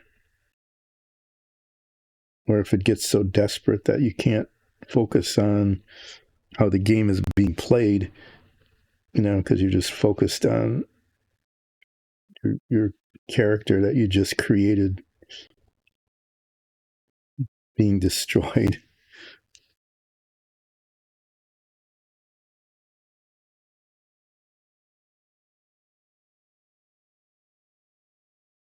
Yeah, so that's part of the skill of being a good DM.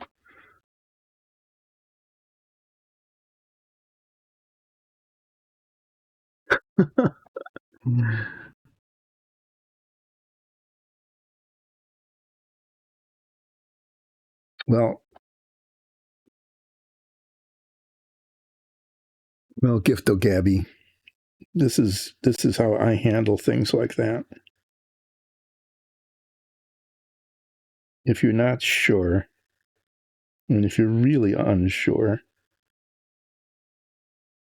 odds are that you're not really unsure. Odds are that you actually have, that you know what the decision should be. But if it's a simple decision without too many consequences, just flip a coin. Of course, you want to decide ahead of time what heads mean and what tails mean. Otherwise, flipping the coin is meaningless, but just flip a coin.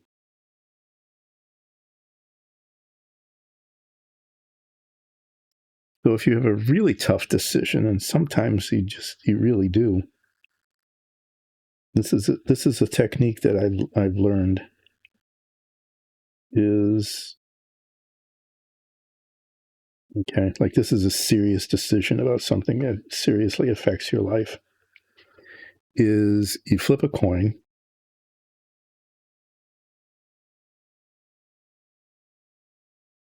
if you just say, okay, it's decided, then it's decided, that's good.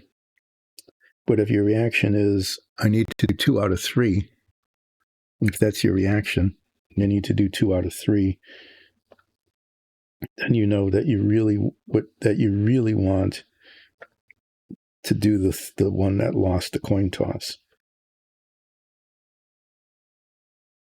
Okay, so that's just a thought.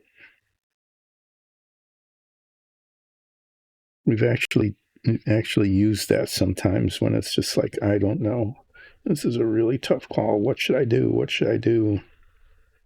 When you think that you're undecided, but really you are decided, you really know what you want, is you can find out what you really want by flipping a coin, deciding that you want it to be 2 out of 3, or that you accept the toss coin. And other people, I've told about this, have used it too, and it seems to work. So, which one you should read, yeah. If you really can't decide, just flip a coin and live with the consequences, or admit that you really do know what you want. Go with that. I have to use a larger brush on the edges here.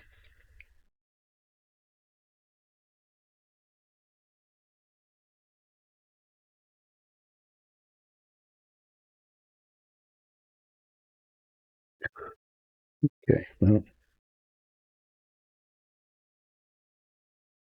one of those where it looked good from one angle, but not from the other. And I got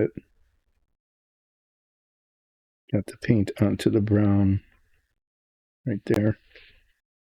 So I have to come back and touch that up and then rewash it.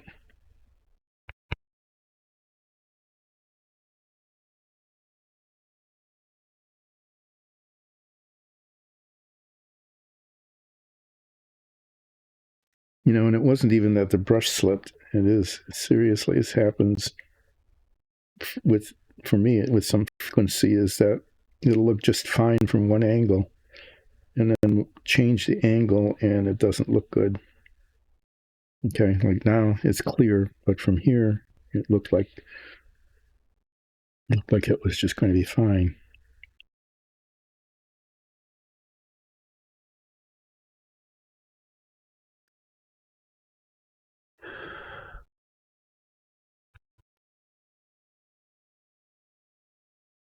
Well,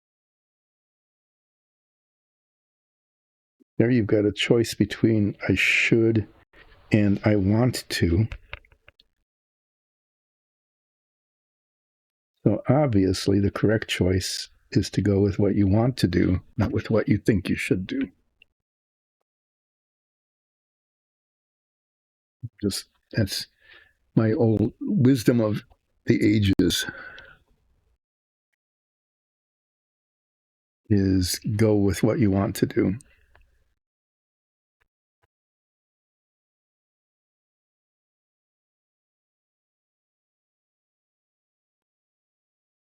Been granted not just permission, but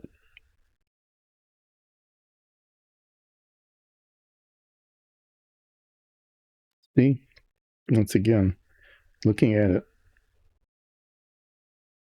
from this side, it looked fine, but looking at it from this side, the silvery paint went too far. So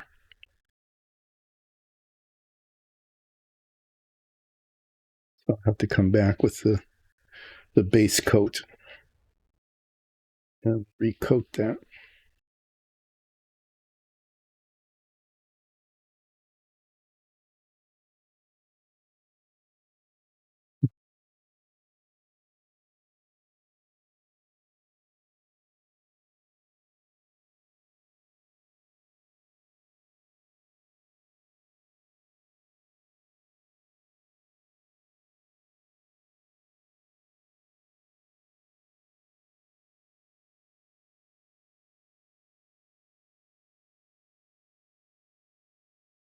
Yeah, that won't be too hard to do.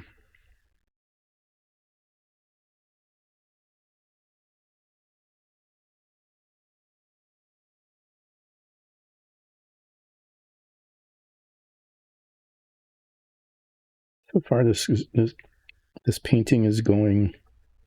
It's going okay. I'm not making too much of a mess of it or anything.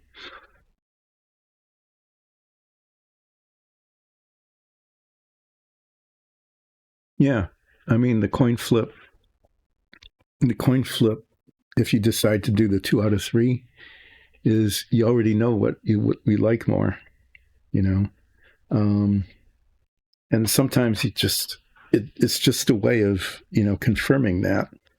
I've seriously found that is that, and I know it sounds kind of silly, but it's it has worked in the past. That didn't work in the present. You got big blotch of paint up there. Yeah.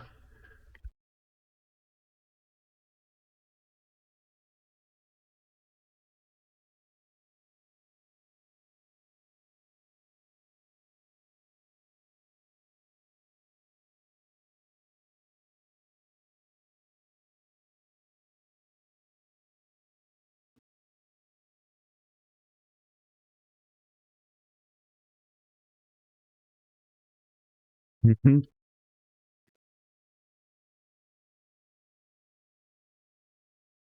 But it was kind of fun that just the formality, the formulaic, just the action of flipping the coin and going, yeah, now I know what I really want. When the coin flip either comes up for what you really want or against it, has helped me to solidify a decision sometimes. You know, you have to be careful about this. I'm not giving you, I probably shouldn't be talking about it even, now somebody's going to make some sort of really serious decision about their life based on a coin flip. But no, the coin flip informs you about what you really want.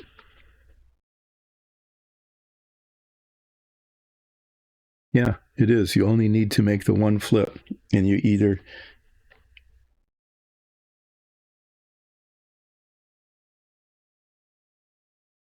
and it isn't even that you decide to do what the flip is, but the result of the flip lets you know what your decision really is. So in a way, the coin isn't deciding your fate. The coin is helping you realize what you already have decided.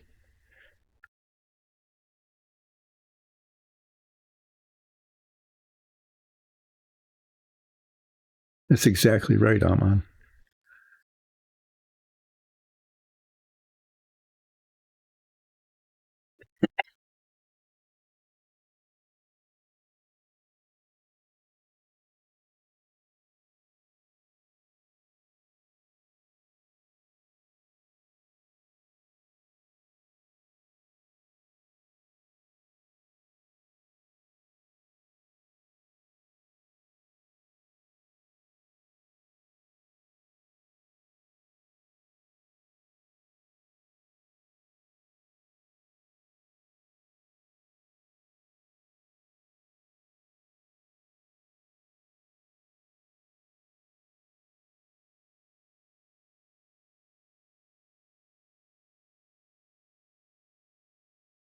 It's kind of weird, but it can work.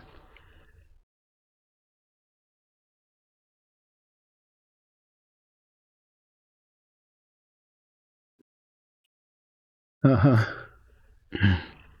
See? Do what you want, not what you feel responsible for. It's easier when you're retired. Okay. I mean, for example, I don't have to get up and say, I really don't feel like going to work today. You do that too many days in a row, and the next thing you know is you don't have to worry about going to work because that's gone. Oh, that line looked really good from the other side, and now it just doesn't. Weird.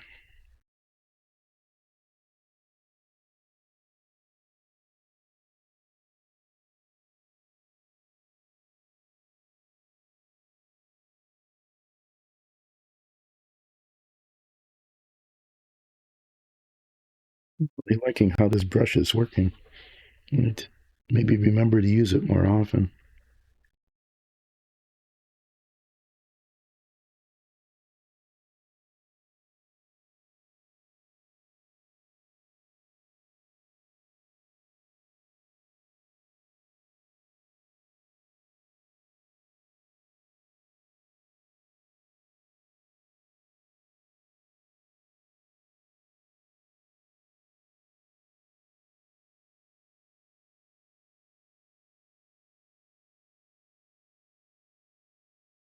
Hi, who?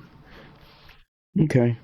I'll do a flip after I paint this bit here in front of this, whatever this cloth is.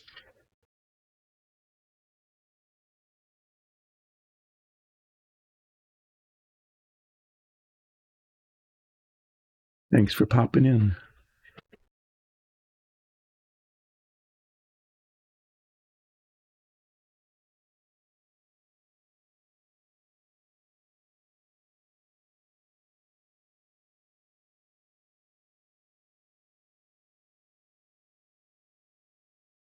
So I did make some progress on my race car. Put on the piece that I took off on Wednesday because the paint didn't look right. It's attaching this little weird rear bumper thing that I thought would, just pop right on. And it didn't. So it's going to sit around until Monday while the adhesive, hopefully, where the adhesive hopefully is grabbing hold, setting up.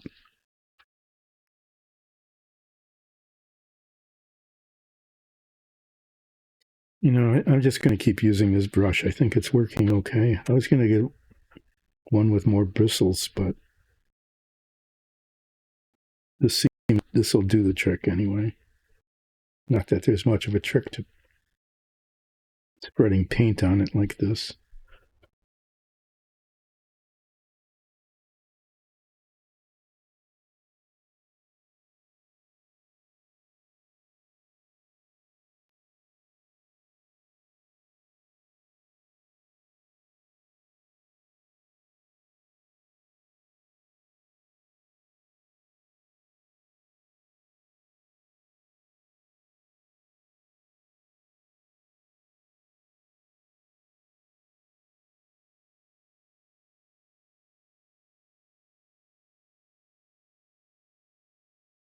Okay, yeah, I'm doing a really fine job of sticking my fingers in the wet paint. Yep, look at that. Well done. It's one thing I'm never going to learn, just never, no matter how many times I do it, is to be careful when you're holding something and rotating it and not stick your hands in the paint. This is why I'm really glad that I got little spots of it all over there. I didn't do the shading on the cloak until after I did this because I need to go back with the green and touch up the edges and cover up the spots that I made by sticking my fingers in the wet paint and bashing my brush into the already painted surfaces.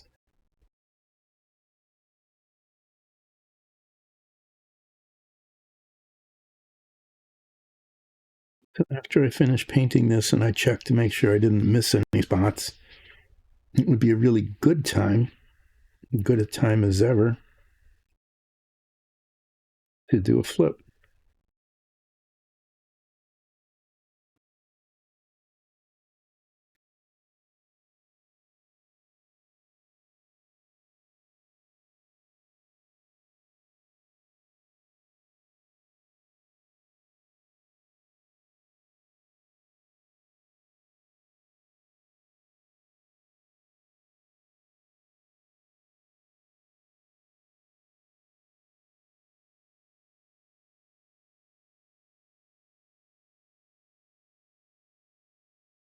Okay, well, there's the silver lining, or the silver edging. I guess it's not the lining, is it? It's the exact opposite of the lining. It's on the outside, not the inside.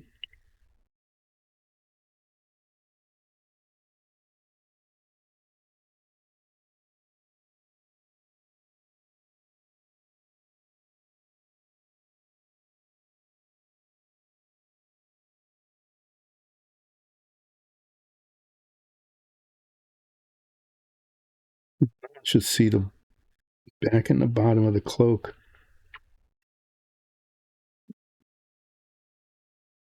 They pick it up and inspect it. And I'm not going to allow anybody to do that. That would be dumb.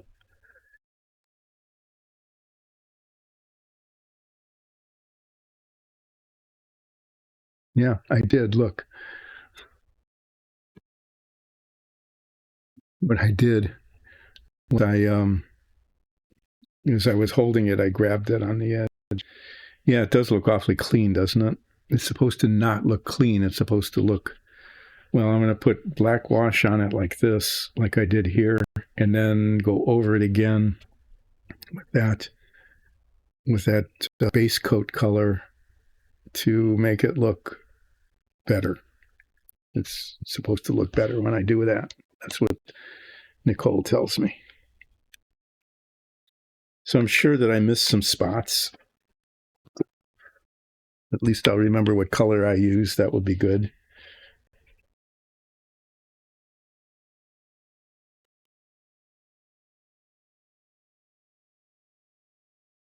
Try to wipe some of this off so I don't keep spreading it. Have I ever done an entire stream without sticking my fingers in the paint somehow? I don't know if I've actually ever done that. But I've managed to do that.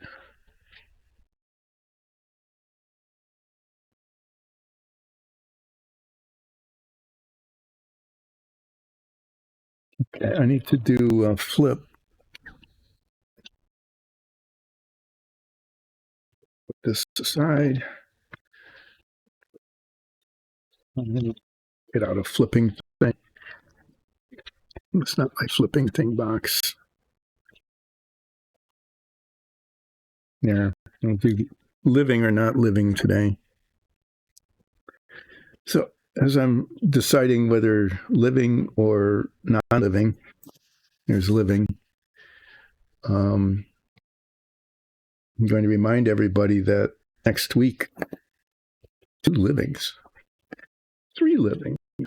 I guess this is 4 livings, 1 not living. That's off camera. 4-2, living beats non-living. I guess that's good. I'll take that. Get through the day here anyway. I just show you the progress here. I'm going to just bring this back without knocking anything over. Oh, jeez. I almost didn't knock it over. I almost broke the sword. As I was setting the box down, I set it on top. I banged it on top of the flaming longsword here. Bang right there. If I banged it hard enough, that would have broken off. That would have been bad. So look, there's the car coming along, looking carish, huh?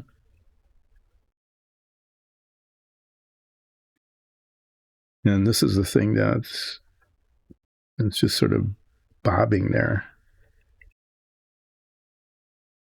Hoping that by Monday that the contact cement would have set up well enough to hold it so it's not all wiggly. If it is, then I might need to try something else. I don't know.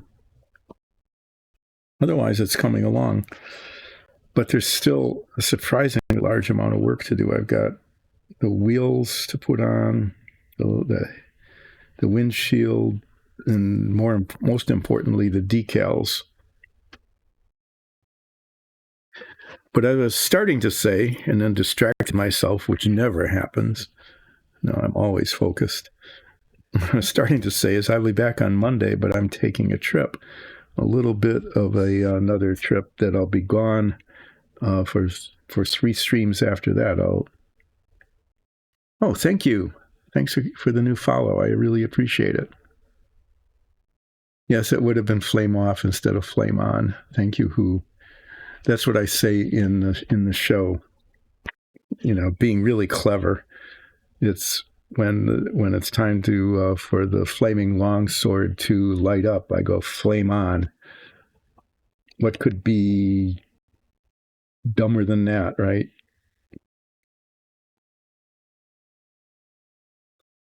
What did I do? Did I bang it there?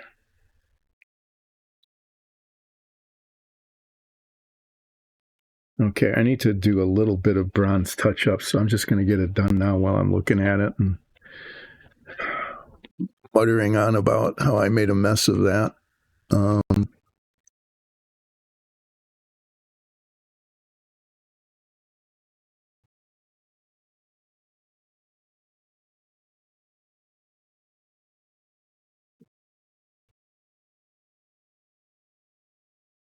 Yeah, just keep it simple, right? At least I can remember. Flame on, I can remember that.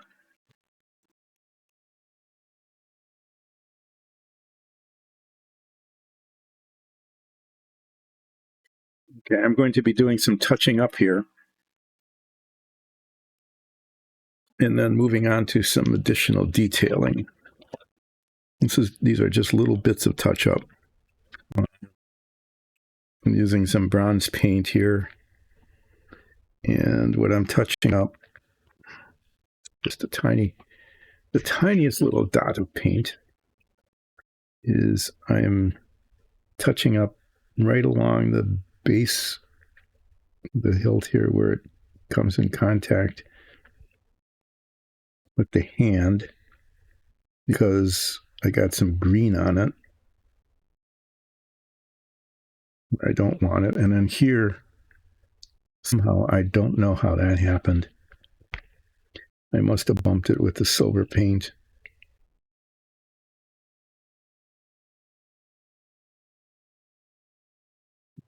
Darker. Or maybe what I did is I just rubbed it off. But what looks like happened is when I got silver paint on my fingers, I touched it.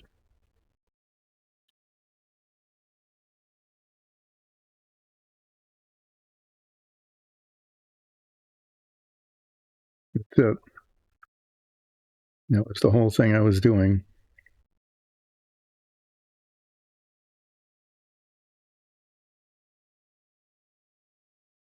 Pretty trivial, it looked like.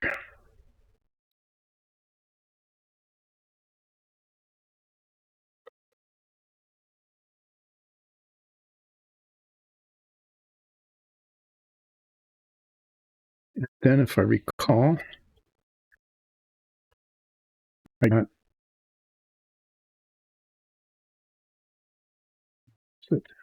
oh yeah, back here,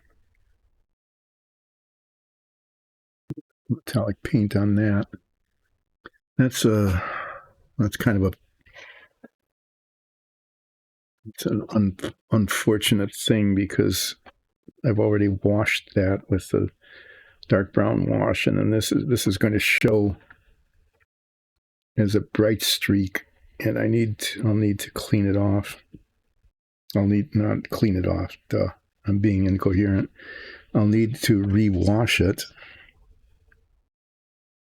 so that it looks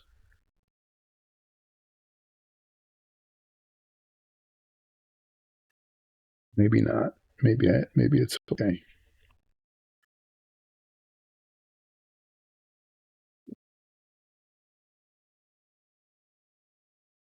Again, tiny little bits of touching up. Okay, the next bits of touching up are going to be the green on the cloak, where the line is just where the metallic paint got onto the cloak a little bit too far. And I'm going to go back and probably put the green on the metallic a little too far, but it shows most from the outside, not from the inside of the line. So I'm going to try to get that line really nice and clean. And then, yeah, and then I'll be close to wrapping up. What I might try to do,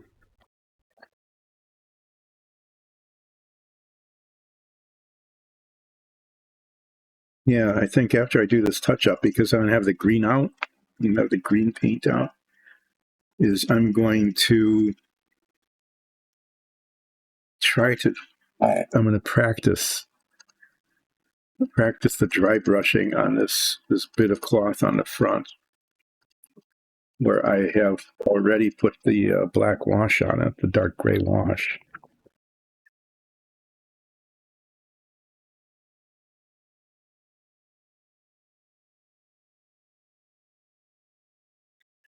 Just to see if I could do it. If it doesn't work, it's something I'll have to repaint, which is okay. I mean, I'm okay with repainting it. I prefer not to have to, but I will if I have to.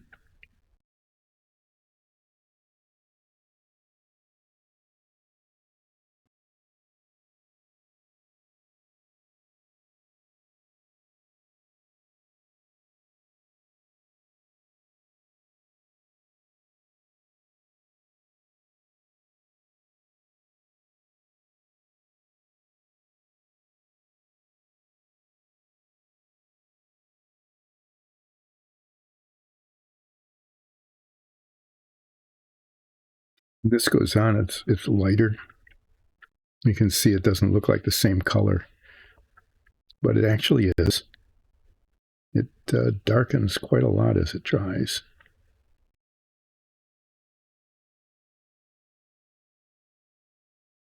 It's kind of true of the greens in general. General meaning not like the general in an army or something.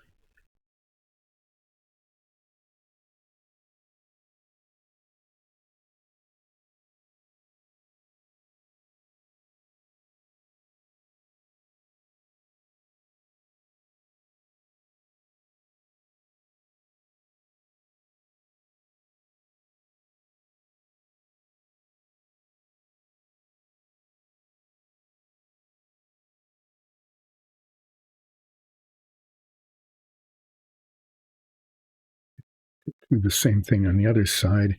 Need to flip it over because being right-handed, I can only work in one direction.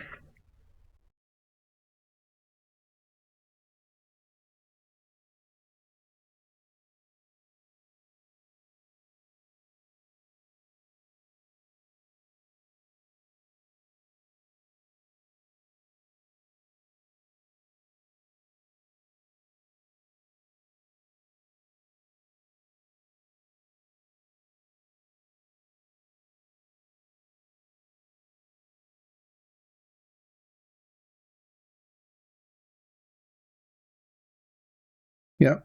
So I'll be traveling next week. I will stream on Monday. I will not be streaming on Wednesday or Friday or the next Monday. And then I think I'm back for Wednesday and then gone again on Friday, week following that, if you're following along in terms of days. And then I should be good to go for quite some time after that.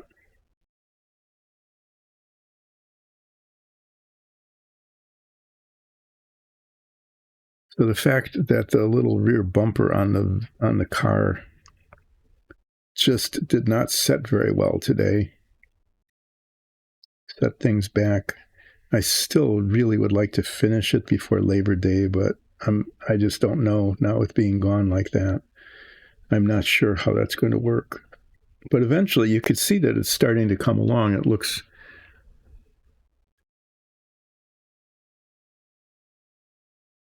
it's starting to look like it should look like a car, right? Like a race car. I have to say that it does look like it could be finished at some point in the future. It's certainly much closer to being finished than it was a little while ago. But I'm afraid that, on Monday I'll come back and I'm going to have to reapply that rear bumper somehow. I'm not sure quite what will have to be done with it. It's just so often, they're just the easiest, silliest little parts are the ones that cause the most trouble.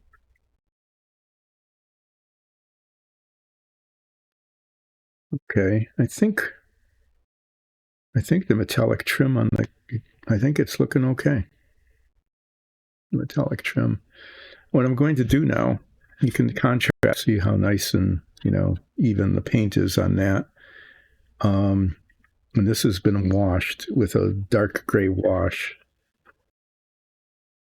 And what I'm told is that if I dry brush the original color over the tops of this, just keeping it like hitting the highlight, the upper parts, that it will look good. That's what I'm told.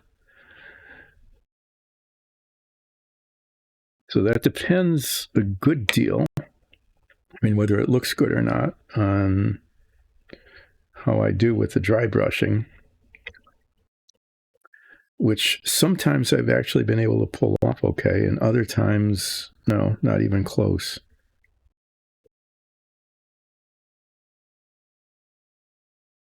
I got that cleaner knot.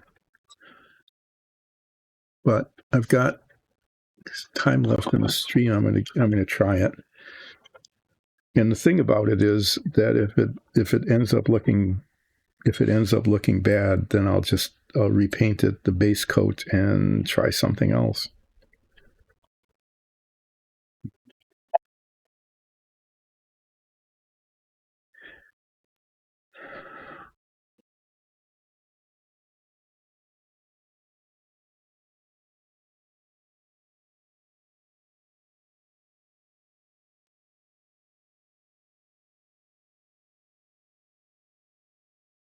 Okay, so the thing about dry brushing is it really means dry brushing. It means having hardly any paint on the brush at all. And I'm using this one, which has his flat bristles. They're really quite hard. They're kind of hard bristles. So they're supposed to just like touch the tops of things and not get down beneath the tops of the surface. Okay. The other thing about dry brushing is that you actually do have to have some paint on the brush.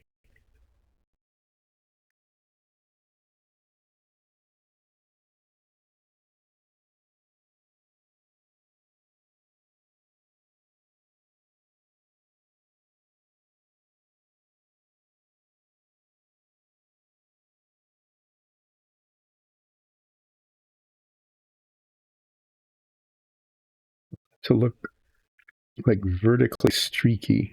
Okay.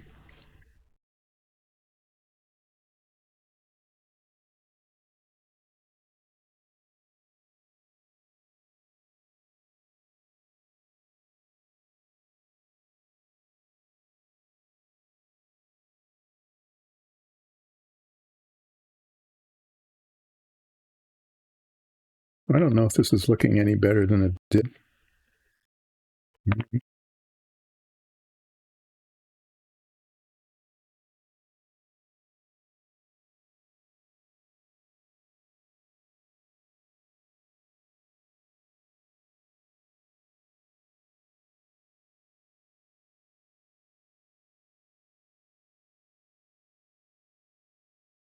Say, yeah, that's okay. It's not too bad.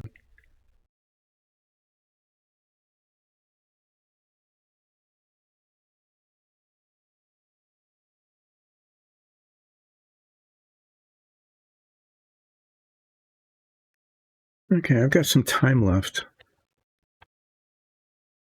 especially since I'll be gone next week.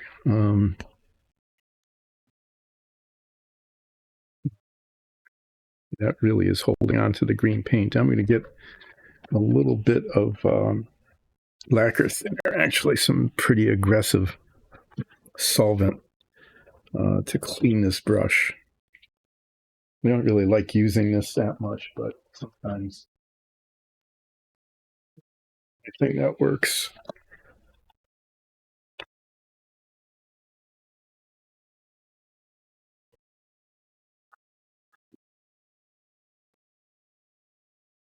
Hey, Roger. Oh, thank you. It's coming along. It's coming along okay. The I'm going to be doing some solid green plate painting, and then there's going to be some embellishments of like the brooch and maybe some of the rivets and things, just to add a little more interest to the whole thing. But thank you. But I think it's coming along okay. The back here, what I need to do to the back here is the same as what I've done here, which is what Nikki told me to do, which is to wash it with the dark gray wash to get it down in, and then dry brush on the surface, which I did, and I think it looks okay. But since I haven't seen you in a while, and I know I've just done this, I'm going to show you that The car is coming along. Ta-da! I'm waiting for the adhesive to set on the bumper back here. Why a race car has a back bumper, I do not know. Oh, wait, I do know. I do know why they put one there. Okay? The reason they put one there is that sometimes these stop moving. Okay? I mean, the engine will stop and they'll just be out on the track. And they'll bring up a car, a truck, a pickup truck, and they'll push it. Hi, Halfie the Hound. Welcome. Thank you for the follow. I really appreciate it. Oh, wow. Well, thanks so much. Yeah, I decided the whole thing is painted instead of decaled and leaving the raw plastic. I think it's come along okay. So there's little bits yet to do. I need to put the exhaust on. And obviously the wheels, and then the decals, and the decals will be the last thing I do. Some green little covers go over these, so these don't show. And then there's a roll bar, and of course the windshield. So there's just lots of little bits of things that still need to be done to this, but it's far enough along now that it looks like it might be a real car, a real race car. I kept wondering why in the world is there a rear bumper on this thing? And then I realized that, yeah, in fact, they move them around by pushing them. And you need that.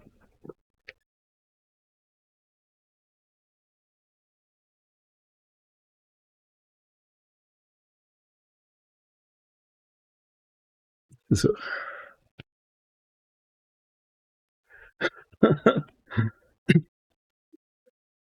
cast fireball.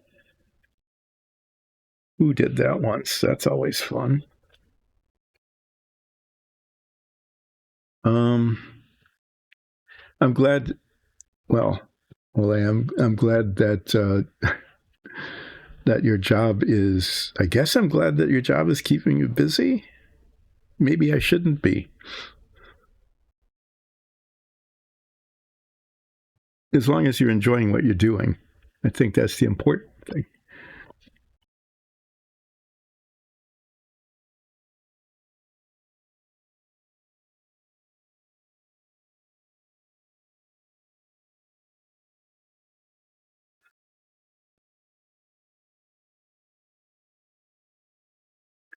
Oh, yeah, I know that really can get in. Yeah. For me, my hobby thing is my job. So there's this old movie, Start the Revolution Without Me. It's really cool. It's got Donald Sutherland and Gene Wilder playing the leads. Twins separated at birth and mixed up. That isn't a really big deal. One is Corsica and the other one is somewhere in France.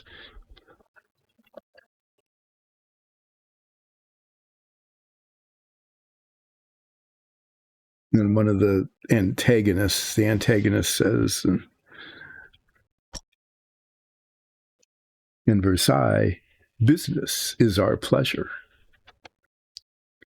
Oh no. Oh yeah. Okay, that would be something, wouldn't it? But then you won't be able to watch her. And they'll miss their grinder, their skate grinder. So there's a downside to that, isn't there? Well, an upside for you, but yeah. But yeah, it will be nice, wouldn't it, to have the extra time? How does this keep happening? Oh, the bristles. The bristles keep getting bent. In some ways it's okay. The brush just keeps getting pointier and pointier, but in other ways it's really sad because I end up losing half of my brush.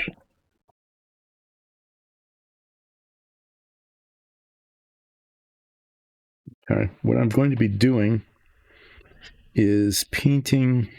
This was a suggestion that Nikki made.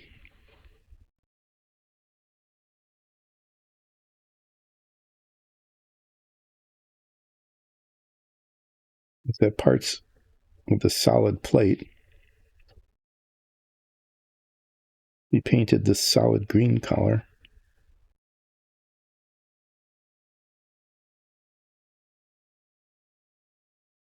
Make it more interesting.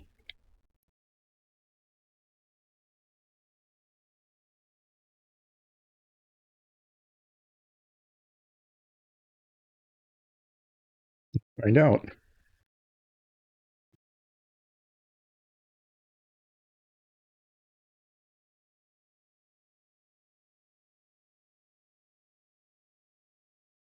No, well, okay, I was making this story about this movie. It was in Versailles. Business is our pleasure. And the response to that is, in Corsica, pleasure is our business. Agitating the guy from Versailles who says, I'll give you my business. To which the guy from Corsica replies, my pleasure. Well, what does that have to do with what's going on here? What's going on here is that L.A. Brogger has a new job that's taking up a lot of time away from hobbies. For me, what seems to be a hobby is my job. I mean, this is as close to a job as I've got now. It's regular hours, Monday, Wednesday, and Friday from 10 until 1 usually in the time zone where we are. The only excuse I have is if there's family travel, because, traveling when you're retired, heaven forbids, some sort of illness or whatever. Occasionally there's an appointment that can't be any other time, but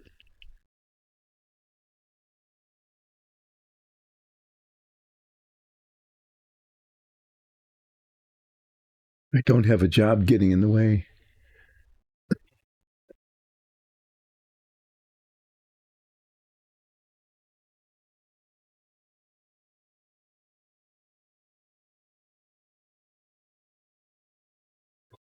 No, it ends at 9, but they can't drive home because it's after 9.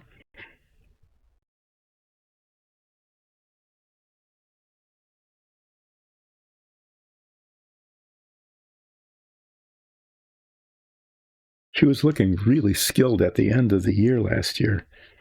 I remember you sent me the video of her performance.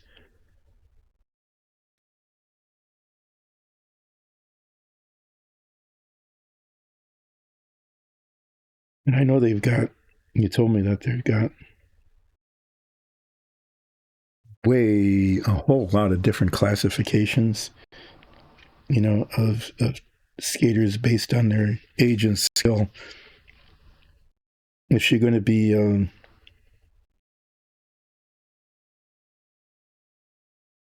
probably be reclassed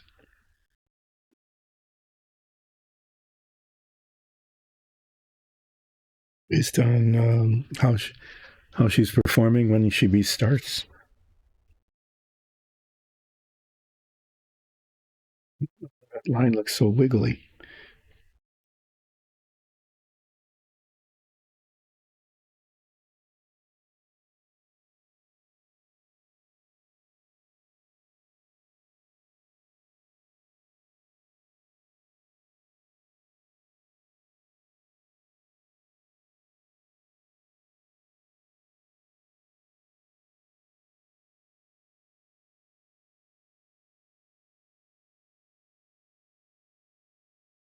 Rivets are going to be painted probably like silver or something. But I'm going to paint them this color just in case they're not. I'm not sure how that's going to turn out. Great, yeah. This is one of those where the paint starts setting up, and when it starts setting up, it pulls itself away from itself. Great. Any touch-ups have to wait until the paint dries. Yeah, I think I have enough time, even if I go over a little bit, to do this to this side.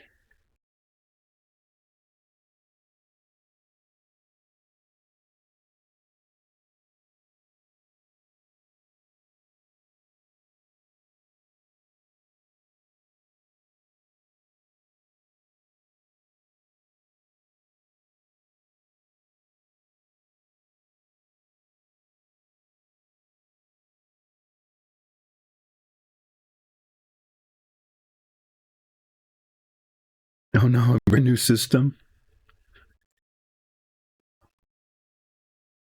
Well, that shows a lot of confidence in her. I hope she has good self-confidence.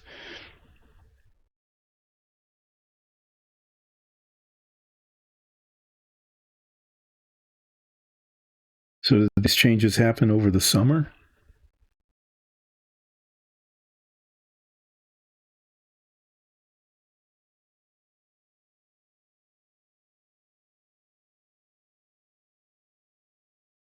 I just remember watching the video that you sent of one of her practice sessions and then of her competition at the end.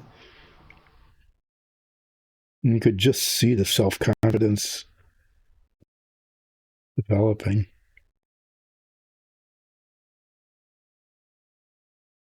So it's like she's got moved up above her grade, kind of. Oh, you should just show her some of the videos of herself. I know that's what fathers are for, is to help encourage her. No, she was that competition video was really pretty impressive, and you have to trust the coach.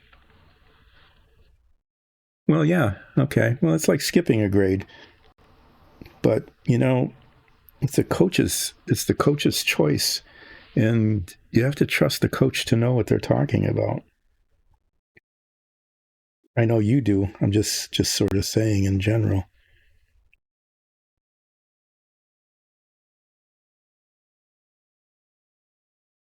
The coach is probably seeing a level of talent. Sometimes coaches just say, you're more talented than you think. You just need to be pushed. Okay, there's a cat hair here.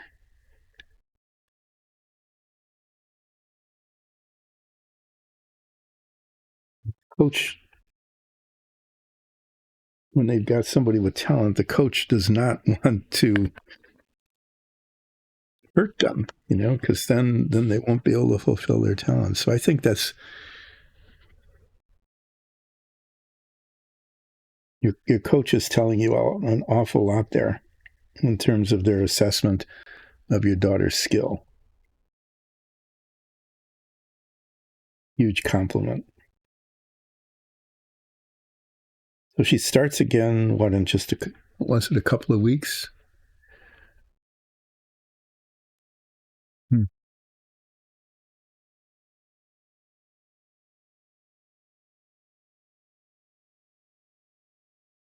There was still like a training regimen or something, wasn't there, during the summer?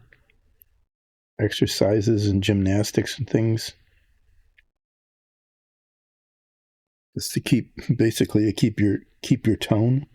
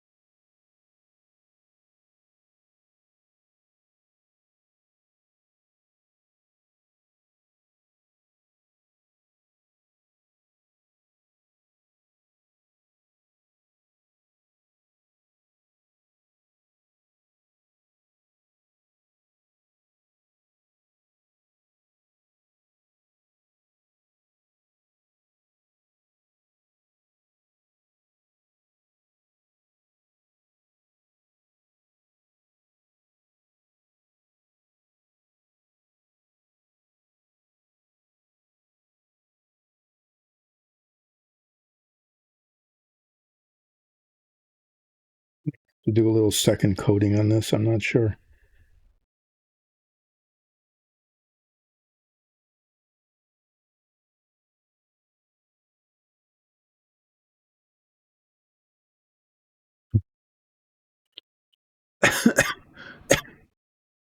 Okay, well, a coach that's real positive like that is not going to push somebody beyond what they think they can do.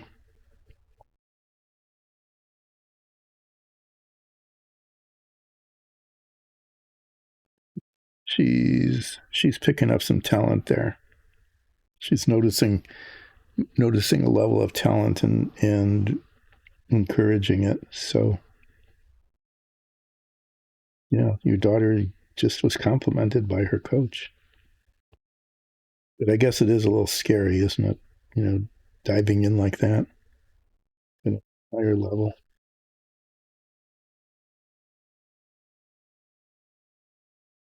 Okay, I'm gonna have to do some retouching of this probably, but that just at least gives an idea of what Nicole was suggesting should happen here.